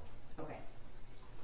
Can you tell the jury what Jennifer's work week is? How many hours was she required to work, and what were the times that her beginning and end time? I can approximate. She was a director, so I know she was responsible to work a 40-hour work week. The start and finish time fluctuated depending on schedules, whether it was 8 to 4, 9 to 5 type scenario.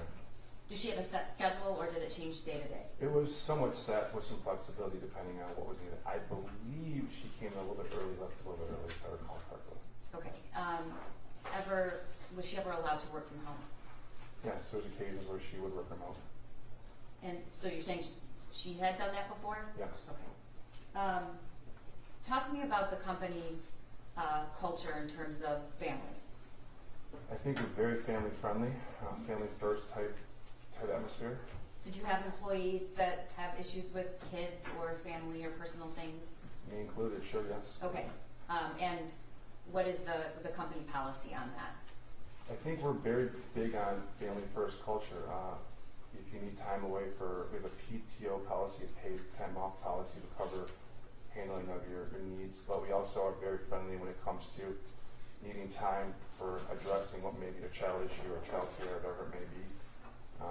Routinely, people will bring kids into work because of post-COVID needs for daycare and school closings and snow days, things like that.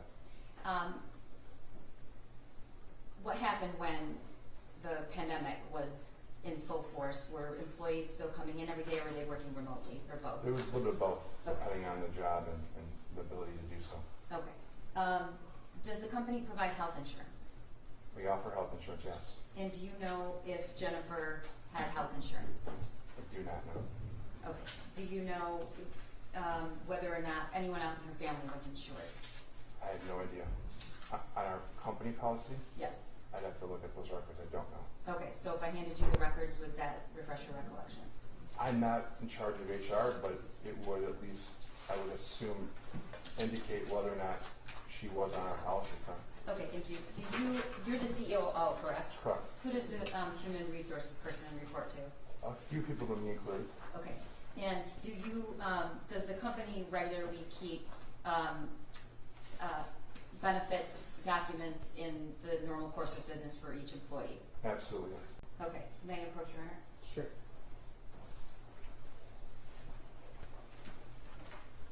Mr. Smith, I'm handing you a portion of the personnel file for Jennifer Crumbley that the defense has been provided. What is that? This appears to be a 2021 new hire open enrollment form for what I believe to be healthcare options, medical healthcare options that year. Okay. And I'm sorry, may I approach? Is this what you're looking at? This is contained in there. I just want to make Yeah, this has got this is a different document, but it's similar. Okay. All right. And what is that document? That's also part of her personnel file, but what is that? Okay, the document you handed me appears to be a Guardian life insurance open enrollment form for 2021 for Jennifer Crumbley. Okay. And the previous document you just had, what does that indicate? Who is enrolled in the health benefits? It appears to be for Jennifer Crumbley, and there were multiple options. It appears she checked, or someone checked the box. She did, I believe, for single medical low plan. And how much was that per month, if you know? Well, listed as $102.55 bi-weekly, so I guess it'd be $204 or $5 approximately a month. And do you know approximately what the cost would have been to add somebody in her family? So if on this plan, if I follow it from single to employee plus one, it would have been $404. Family, $533.81. Is that once a month or bi-weekly? These are all bi-weekly. Okay. All right. Let me approach that too. You're not marking that. No. right?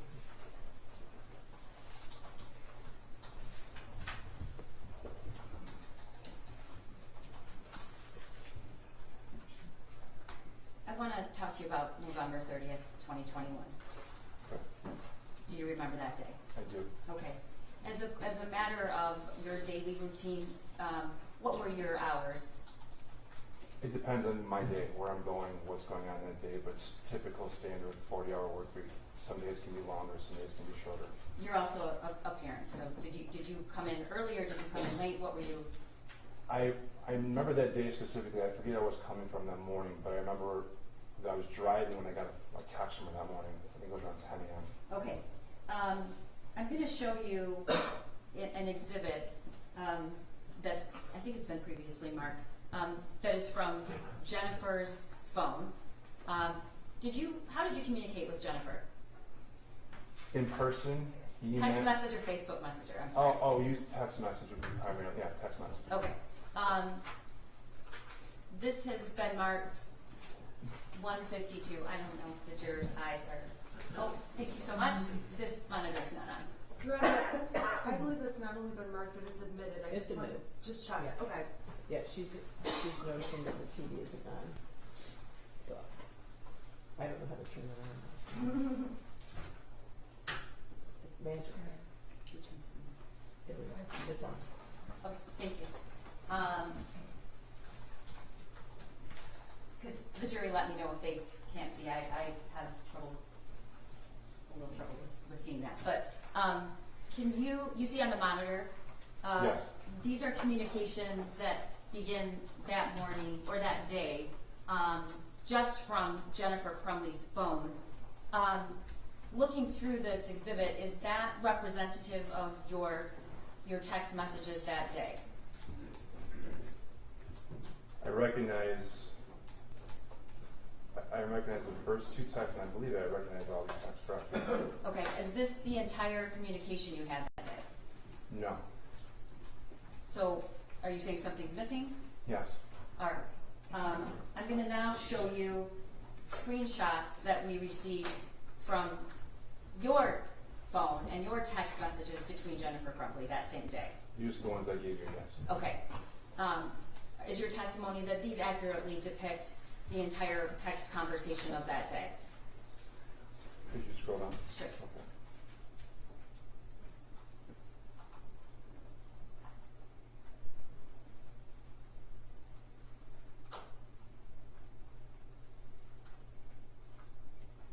This looks accurate, yes. Okay. So the message, the exhibit I just showed you had 4 messages, around 4 or 5.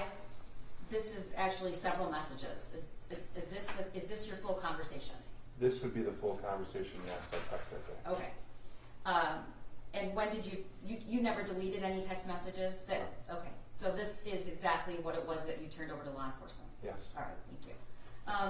The first text, if you can see this exhibit, if you go to the top, Mr. Smith, what's the time on the first text you received from Jennifer Crumbley? This is Tuesday, 10:05 a.m.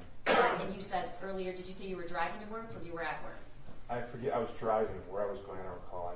Probably Okay. to work or coming from property, but I was All right. driving, yes. Assuming you weren't reading your text messages while driving, this is when you received the text. Can you read her text to you?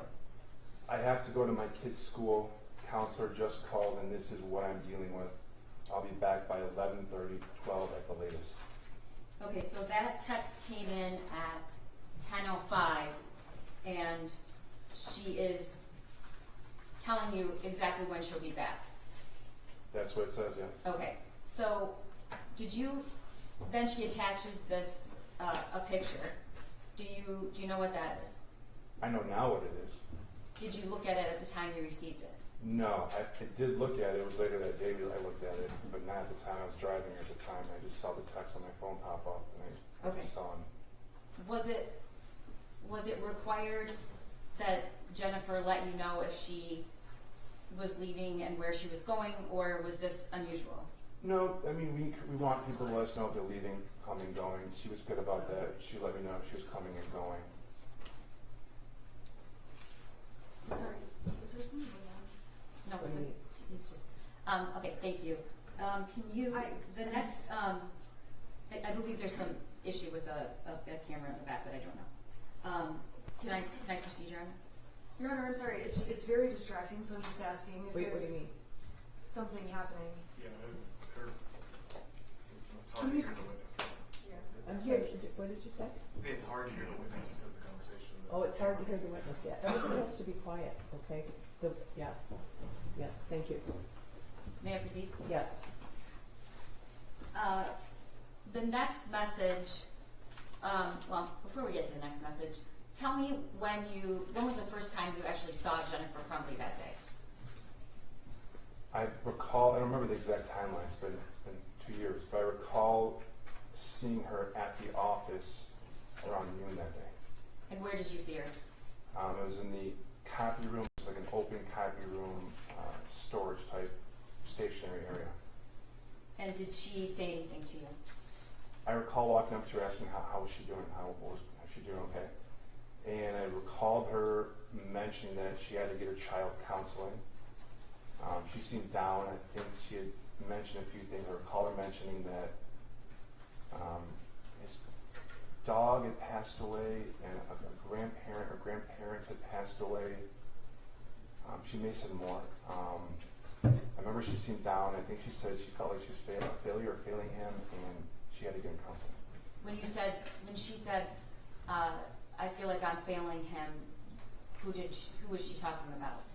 I believe her son. Okay. And what was your response? I remember saying, if he needs counseling, glad you're getting him counseling. Get him the help he needs. We're glad to hear you're getting him that help. Okay. Did you and Jennifer have a friendship outside of work? No. Did you ever socialize together outside of any work centered event? No. You said you didn't Facebook message her, your conversations were just text or calling or email? There may have been a Facebook message where she would send me photos from a property because of the size or scope I remember, but that'd be about it. But our communication would be in person, email, phone, or text. And before this occurred, what, if anything, did you know about her son?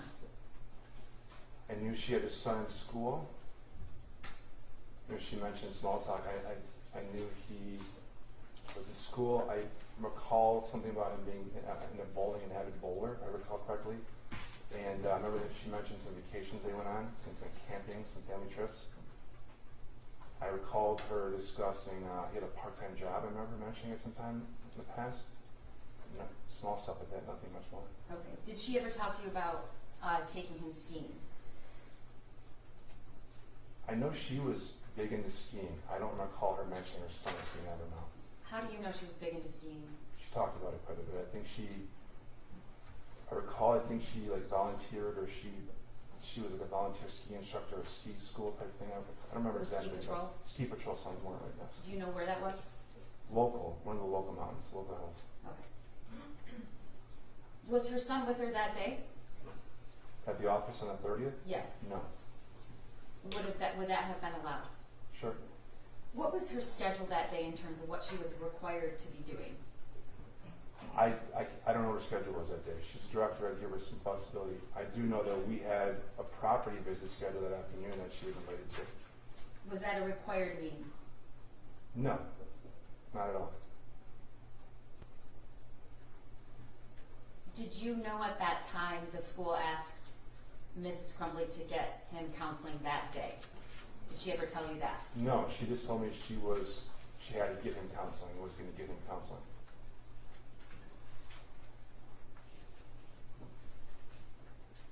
Was there any big project or assignment that Jennifer Crumbley was expected to do that day, an upcoming deadline that needed to be met that day?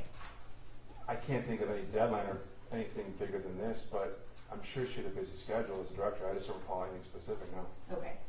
But I guess what I'm asking is, had she asked to leave that day, would that have been a problem for the company? Or you were her supervisor? It would have been no problem at all. Did she have any paid time off collected? I don't know what bank she had for PTO, but it wouldn't have mattered to me. Okay. When was the next time you had any contact with Jennifer Crumbley? After you saw her in the copy room?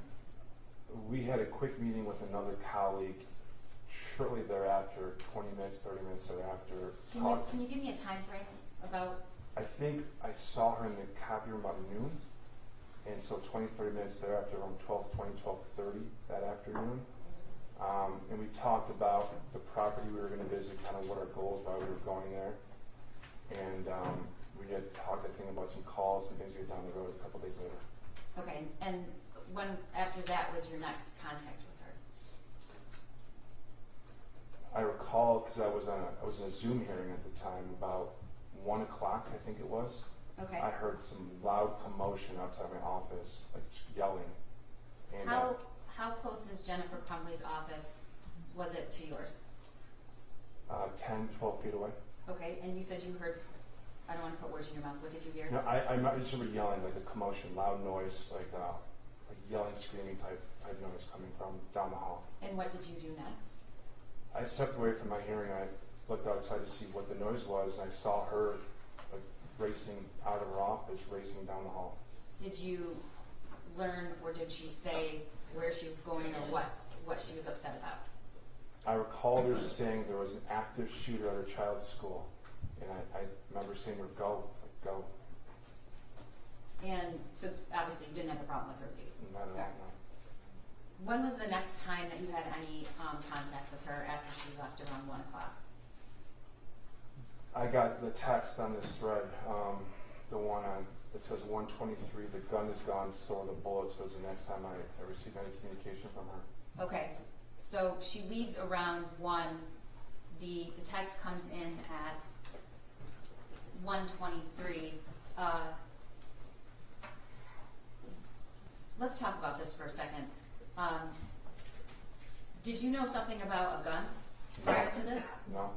Did you know that she had purchased a gun for her son? No. Okay, so when you got this text, what were you thinking? I didn't know what to think. It alarmed me. Okay, She just run out and I got that text. I was really confused and alarmed. all right, and what did you respond? I responded by saying, I'm praying everything is okay. And then the next text was from her. Can you read what she texted you? There was a phone call that came in before that next text, if you just for timeline, if you remember that. But Yes, I'm sorry, thank you. So she made a phone call that came in at what time? 1:25? I don't remember the exact times. I can remember what happened. Okay, so do you remember when you're saying the call came after I'm praying everything is okay? I remember this because I was in a hearing. I was in a court hearing, covering hearing, and I stepped away and I got that because I was so alarmed by it that I walked down to my human resource director's office to let them know what had just transpired, to show her this text. And when I was in And when you say this text, do you mean just the one, the gun's gone and so are the bullets? Correct. Okay, go ahead. Correct. Then I recalled receiving a phone call from her. I was in my HR director's office at the time. I put on speaker and I remember there was a conversation. And can you tell me what the conversation was about? What did Jennifer say? I can't remember everything, but I remember vividly the sound of sirens in the background. Was she in her car driving? Was she at home? I believe she was in a car. She's in a car, I believe, driving. I remember her saying she was trying to get to her child's school. Okay. So what did she say? I remember her telling us she was trying to get to her child's school. I believe she said something about the gun was missing, or family gun was missing. It was me and our HR director we just both said call the police, please call the police. I remember her saying that her husband had already called the police. Okay. And were you aware that if her husband, first of all, had you ever met James Crumbley? I never cursed him, I know. Okay. Were you aware that he in fact did call 911? No, I mean, just what she told us. Okay. Did she say he had already called, or he was going to call? I believe she said he had already called the police. All right. What happened after that? Did you end the conversation? Did she end the conversation? I don't remember much more. It was short. And they have let us know if anything we can do to help or let us know what we can do. Then I stayed with my HR director because we were trying to find out what was actually going on.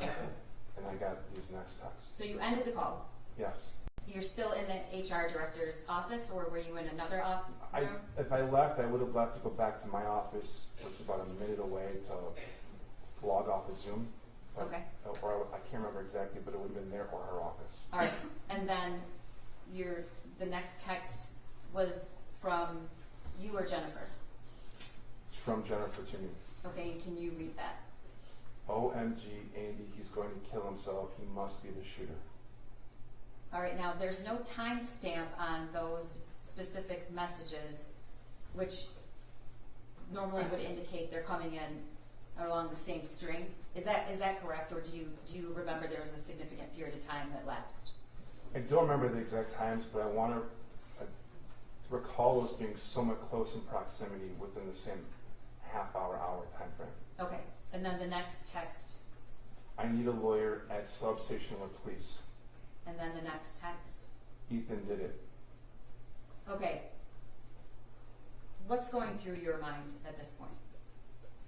Shock, fear, sadness, a lot of emotions. We didn't really know what to think. Okay. And you testified earlier, after I asked a few questions, that you're actually a lawyer. Yes. Okay. Do you practice any kind of criminal law? Never, no. Okay. Had she ever asked you for a lawyer before? I get asked that question a lot by people. She may have. I don't recall. Okay. So it appears from this text string that you didn't respond via text right away. No, I recall there was another phone call. Okay. Sometime shortly after that last text, Ethan did it. There was another phone call she made to me because I remember I was still in my HR director's office at the time, and we were together. Maybe another colleague was there. Was it on speaker or? Yes, I put it on speaker. Okay. And what did she say? I believe she said she was at the police station or had been at the police station and that she needed a lawyer. Could I recommend a lawyer? And what did you say? I couldn't think of one at the time. It's not my area. And I just couldn't think of one. And I think I told her I'd ask our corporate counsel if she could think of someone to recommend. Okay. What was going on at the office at this point? Were there people around? The people in the office, did anyone have any outside knowledge of the shooting? I don't know. Okay. I was working with human resource at the time, and we were trying to figure out what was going on. Okay. What eventually did you decide? Did you guys go back to work? Did you just wait for another communication? Did you start looking for a lawyer? I did not look for a lawyer. I mentioned as I told her, I mentioned to corporate counsel that this is what we just learned and she's reaching out. If you could reach out back to her, let her know. I know we were closely watching the news, trying to figure out what was happening, what had happened. And I remember I left a little bit early that day to get home with my family. Why'd you do that? There were a lot of emotions going on. I just wanted to get home and see my family. Okay. At some point, did you receive another text from Jennifer Crumbley? Yes, at 3:39 on this thread says I got a text that So that's about 2.5 hours after she left the office when the shooting occurred? approximately, yes. All right, and what does the text say? I need my job. Please don't judge me for what my son did. What did you think when you received that text? I was a little taken back. I was surprised that she was worried about work right then. Did you respond? I did. At 5:47 p.m. Let me read the text. So at this point, were you at work or were you home with your family? I think I was home at that point. Okay, and your response was what? I can't even begin to understand what you're going through. I'm praying for you. I asked Carolyn to text you some attorney recommendations, and Carolyn's our corporate counsel. All right, and did she respond? She did. I don't know what time, but it was later after that text. They were taking my cell phone. Was that the last communication you had with Jennifer Crumbley? That's the last time I can recall communicating with her, yes. Okay, at some point did the company terminate her employment? Yes, she was terminated. Okay, do you remember about when that was? I want to say it was a couple of days, I don't remember the exact date. It was some days after this incident, November 30th. Whether it was 2 or 3 days, I don't remember exactly. Okay. At the beginning of this, I showed you the text string from Jennifer's phone versus your phone. Was there any ever discussion or comments from Jennifer about why she's deleting text messages to you? Did she ever talk to me about the, no, I never had that conversation with her. Do you know why? I don't guess, no idea. All right, nothing further. Ross? Your Honor, I have quite a bit of cross because there's previous testimony. Is it a good time to break? No? Okay. I don't know. If you Your guys Honor, can break- if we could just finish with the cross so we can excuse this Yeah, witness. yeah, we were 2 hours Okay. late today. I and have I'd like no- to know- You guys aren't starving to death over there, are you? I have Okay. no problem. Okay. All right. Mr. Smith, I just want to go back to a couple of things you said. You and Jennifer, you would not say you guys were friends outside of work, correct? We were coworkers and friendly at work. Okay, friendly at work, you guys would make small talk. Sure, yes. And you, when you heard that something was going on at the high school, you would agree with me that Mrs. Crumbley sounded very frantic. When she called us the first time I heard the sirens, she definitely sounded panicked, frantic, yes. You would agree she sounded shocked and concerned? Yes. And you testified that when you saw her at the office earlier, coming back from the school, she had appeared sad. Yes. It was during that time when Mrs. Crumbley was at your office that you guys discussed the meeting she had had at the school earlier that day. Yes. And during that meeting, she told you that the school wanted her to get her son in some counseling, correct? I don't know if she said this. I think so. I know she said she had to get her son counseling. She was planning to get her son Yes, counseling. yes, yes. And it's appeared you were aware she was worried about her son at that time. Yes.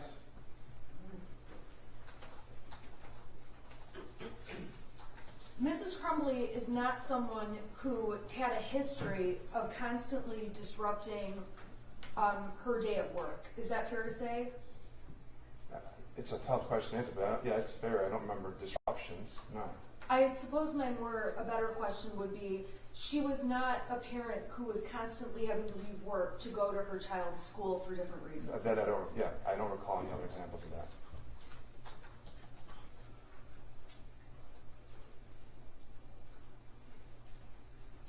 You never had any concerns personally about how Mrs. Crumbley parented her son. I never had concerns, no. And if anything, you would just hear about little bits and details about him. I think you testified about bowling, vacations, camping.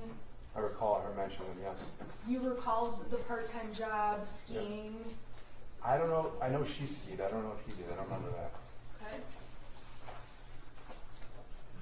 Okay. And in terms of Jennifer working at the company prior to her being terminated, you would agree with me that she was a pretty consistent hard worker. I would agree with you, yes. And Jennifer appeared to take her career very seriously. I agree, yes. She was diligent about attending meetings she was invited to or supposed to attend. Yes. She was somebody the company could count on to do her job. I thought so, yes. And there were times she took advantage of the flexibility that your company offered to allow her to go handle different matters she may have needed to handle. I know she would have taken advantage of the flexibility to do what I don't know, but sure. Okay. And I'm correct when I say that Kathy Poliquin, she's the manager of HR, correct? She's was what at the time was the director of human resources. I'm sorry, director of human resources? Correct. Okay. I have her listed as a witness, but I may, based on the prosecution's questions, I may be able to just ask you. But if you're not the right person, can you just let me know? Yes. Okay, so you testified that to have a single person on the company's insurance was approximately $200 per month. That's what I read, yes. Yes. And you would agree, well, and I'm sorry, when you say $200, It was bi-weekly, so I don't know if you. okay, that's what I was just gonna ask. So it's $200 twice a month. My understanding is yes. And if she had had another person added to the insurance, it would have been approximately $500 twice a month. I don't have the document in front of me, but I know it went up from +1 and then went up again for family.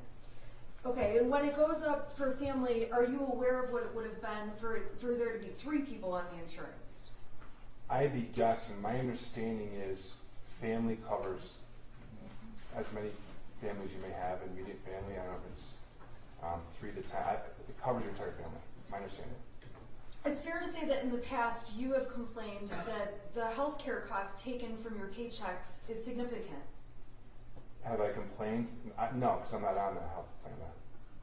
So you're not on the health plan at Princeton, correct? I'm not on my company's plan, correct? But I assume you have healthcare through somewhere else. Correct. And in this case, with the Crumbleys, you're not aware if they had healthcare through another source, correct? Correct.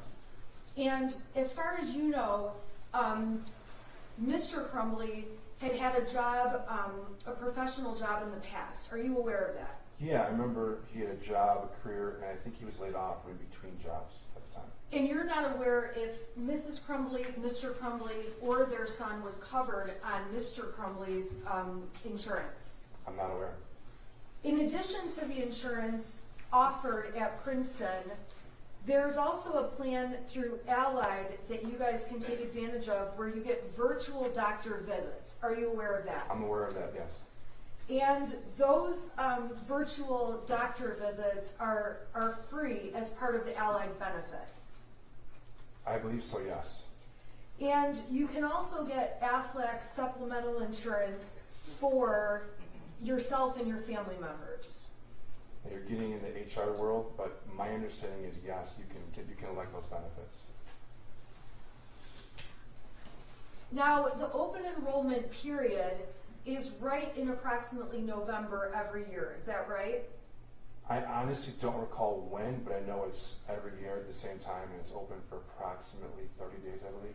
And you may not be the right witness, and if you're not, just let me know. Okay. Are you aware that in November of 2021, Mrs. Crumbley was doing anything with her insurance? I'm not aware, no.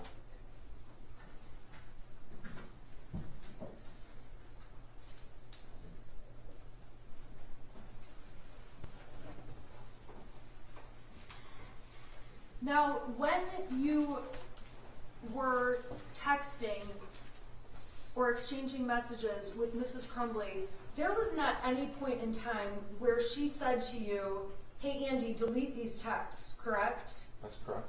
So she texted you over a photograph of that math paper. She sent that to me, yes. Obviously, when you look at that math paper, especially knowing what we know today, it's very alarming. Yes. And she texted you openly that the gun was gone and so are the bullets. That's what she texted me, yes. And when you were texting with her,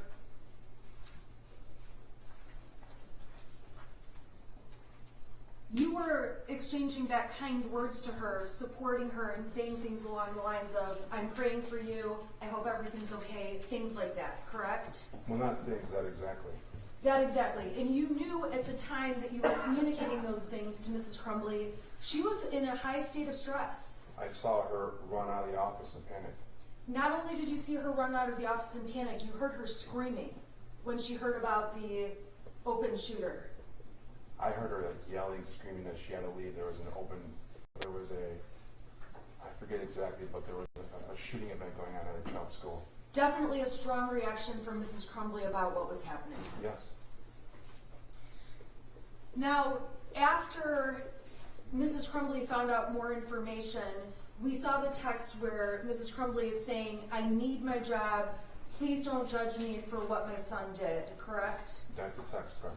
Now, at that time, you're aware that James Crumbley was laid off. I knew he was in between jobs. I don't know what he was doing at that point. And so Mrs. Crumbley is certainly voicing the concern to you, I don't want to lose my job, correct? She sent a text, I need my job. As far as you knew from working with Mrs. Crumbley over time, she liked her job, was good at it, and valued that job. I thought she was good at her job, yes. And her text indicating she wanted to keep her job, you have no reason to believe she didn't want to keep her job. No. I have nothing further. Redirect? Nothing, Your Honor. Think she may be excused? Yeah, you may step down and you're excused. Thank you so much. All right, your lunch is here.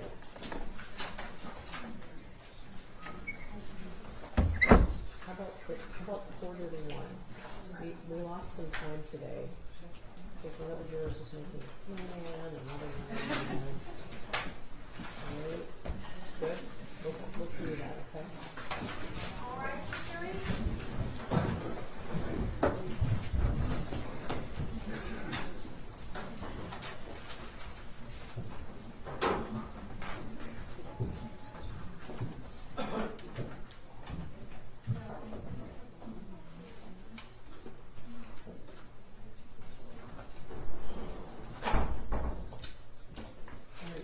You may be seated.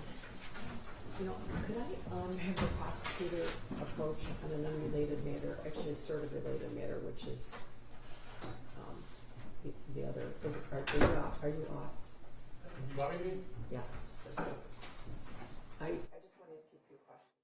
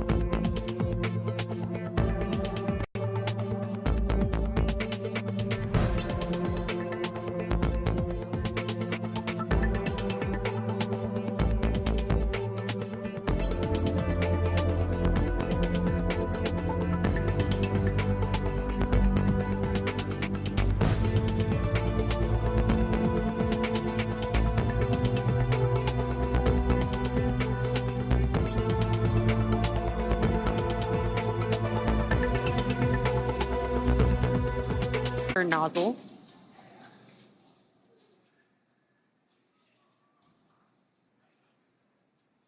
And there you can see that shorter nozzle there on your screen. And there you can see that shorter nozzle there on your screen. Both Northrop Grumman and SpaceX have a long history of supporting the International Space Station with cargo missions like today's. SpaceX's first commercial resupply services, or CRS mission, CRS-1, launched in